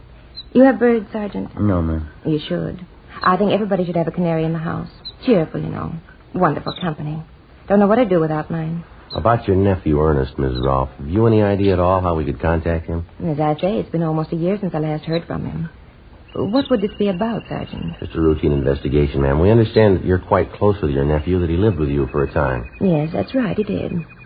When you come right down to it, Ernie's a good boy. He kept bad company, that's what I always said. Got him in trouble 2 or 3 times. I suppose you know that. You live alone here in the house, do you, Ms. Rolfe? Yes, that's right, Sergeant. See, I'm a widow. Husband's gone a good many years now. You don't take in boarders or anyone like that, Oh, do you? no. Just me and my pets here. They're company enough. I wonder if you'd explain that laundry piled up in the bed there in the next room, ma'am. What's that? The men's shirts, stockings, the underwear, they're right there in the bed there. Well, I usually try to keep things in better order than that. It's just some laundry I do, Sergeant. Little odd jobs for some of the bachelor men in the neighborhood. I do it as a favor for them. You're sure about that, Ms. Rolfe? Ma'am? What do you want Ernest for? Why do you have to chase after him all the time? Persecute him? We're not persecuting him. Ever since he's come here from Arkansas, it's been nothing but police chasing after him. Can't you give Ernie a chance? All he wants is a chance. He told me so himself. We've checked through his record, Ms. Rolfe. He's had all the chances in the world, and nobody's persecuting him. Then why are you chasing him again? Hunting him down? Why don't you leave him alone for a spell? Give him a chance to get a job, do something. Why are you chasing him? This is a robbery charge, Ms. Rolfe. He's been positively identified. He and Henry Moss forced their way into an old couple's home a few weeks back. They tortured the old man, and they beat him till he was unconscious. That's what we want Ernie for. How'd you know it was Ernie? You could have made a mistake. No mistake, ma'am. The victims identified his picture. There wasn't a doubt in their mind. And where is he? You sure that's the truth? You sure it's Ernie again? Yes, ma'am. Again. You can have all the proof you need. The last time he told me he swore on the memory of his own mother.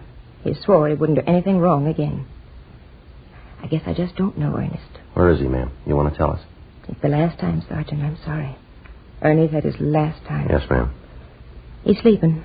The room over the garage. You'll find him there. Ernest Windsor was apprehended and placed under arrest. His room was searched, as well as the entire home of his aunt, Mrs. Marie Rolfe. We failed to find a trace of any of the jewelry stolen from Mr. and Mrs. McClung. After we made arrangements for a stakeout on the house, Windsor was taken downtown to the interrogation room, where Jess Gonzalez, Ben, and I questioned him for 5 hours. He refused to tell us anything. At a special show-up, he was positively identified as one of the hold-up men by the two victims. Windsor was booked at the main jail on suspicion of 211 PC. The investigation went on. Every possible lead on the other suspect, Henry Moss, was checked out.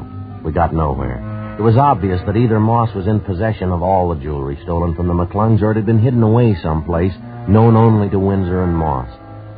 From time to time, we had Windsor taken from his jail cell for questioning. It wasn't hard to tell he was bothered with the possibility that perhaps Moss had run off with the entire loot and was enjoying himself while Windsor spent his time in jail. We worked hard on that particular angle while we questioned him, but Windsor still refused to break, to give us any kind of a lead on Moss. A month passed. Wednesday, November 8th. Sure working out into a dull routine. A full month. We got exactly what we started with. Yeah. If we could only get Windsor to break, it'd sure do a lot toward wrapping this thing up, wouldn't it? I don't know what he figures he's going to gain, but keep him quiet. Yeah. Gonzalez and Johnny Powers said they were checking out a tip from some informant this morning. Supposed to know where Henry Moss is. Wonder if they found any luck. They ought to be back by now. Yeah. Go ahead. Hey, Jess. Oh, hi. How about it? You do any good this morning? Oh, not a bit. Informant didn't even show up. Johnny's going to meet him this afternoon. Doesn't look to be very much. How about you fellas? The same, Jess. We're going as slow as you are. I get it. Robbery, Friday. Yeah, George. Uh-huh. 3rd and Main? You sure, huh? Right. Yeah, right away. Well, maybe we got a break. What is it? Henry Moss. He tried to hock a ring at a pawn shop, 3rd and Main, about 20 minutes ago. You make it? Well, the pawnbroker stalled him. He didn't know for sure that the guy was hot. Well, how's it stand? Moss said he'd come back to close the deal. When? Half an hour. 11:55 a.m. A special detail of men, including Gonzalez and Powers, Ben and myself, were sent to cover the pawn shop near 3rd and Main. Gonzalez and Powers staked out in stores adjoining the place. Ben and I were stationed inside the pawn shop. Another team of men covered the rear exit. We waited. The suspect, Henry Moss, failed to show at the appointed time. We kept waiting. 1 p.m., 1:30. No sign of him. At 1:45 p.m., a young-looking, dark-haired man in a neat gray suit entered the shop and approached the manager at the rear counter. There wasn't any mistaking him. Henry Moss. He surrendered himself without even protesting. We took him to the city hall, to the interrogation room, where we started to question him. Meantime, Gonzalez and Powers located the apartment where the suspect had been staying. His rooms and personal belongings were searched and every piece of the missing jewelry recovered. Surprisingly enough, in contrast to his partner Ernie Windsor, Moss was cooperative, even obliging. We had a stenographer take his full statement. And then we got ready to move him over to the main jail for booking. Just a couple of questions before we leave, Moss. Sure, Sergeant. Go ahead. We've had you in here before. How come all the cooperation this time? Why not? I had it figured before time. If you got me, you'd have everything you need on me. Wouldn't do much good putting in a beef, would it? Whose idea was it to start with, Moss? The hold-up deal. Yours, or was it Windsor's? Both of us, I guess. I didn't want to get rough with the old man. I mean, the way Ernie did. That part I didn't like. All I wanted was the loot. And he just lost his head. Too bad. All right, you ready to go? Any time, Sergeant. Hey, I wonder if I could ask a favor. What's that? Well, it's going to get a little tough in there in that jail. Wonder if we couldn't stop for a good steak and some French fries first, huh? Maybe some good restaurant around here? No, it won't work, Moss. You know I wouldn't try anything. You put your order in a long time ago, mister. What do you mean? When you worked over that old couple. Yeah? That's when you ordered jail food.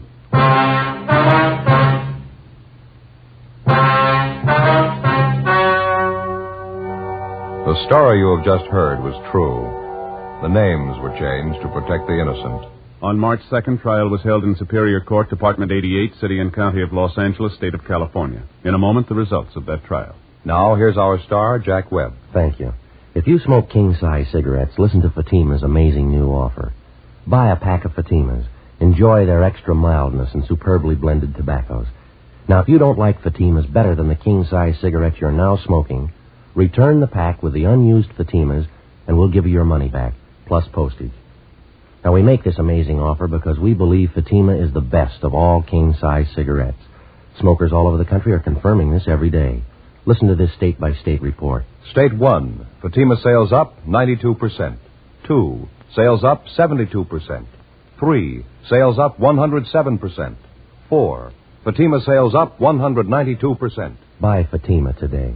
If you're not convinced they're better than your present king-size cigarette, just return the pack and the unsmoked Fatimas before December 1st and get your money back, plus postage. Fatima, Box 37, New York 1. Buy Fatima today. Best of all, king-size cigarettes.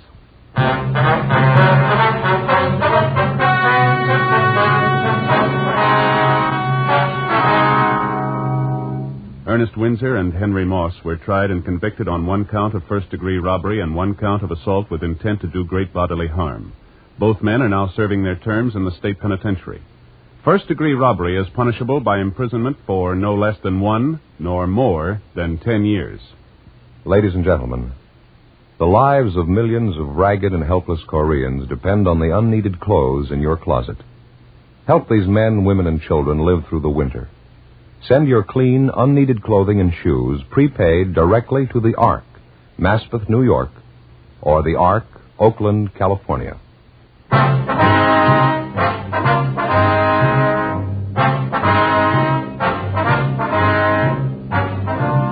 You have just heard Dragnet, a series of authentic cases from official files. Technical advice comes from the Office of Chief of Police W.H. Parker, Los Angeles Police Department.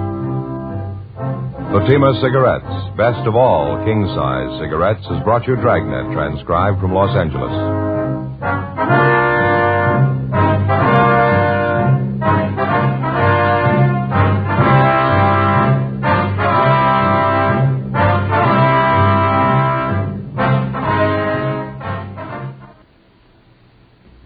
Stay tuned for Counter Spy, next over NBC.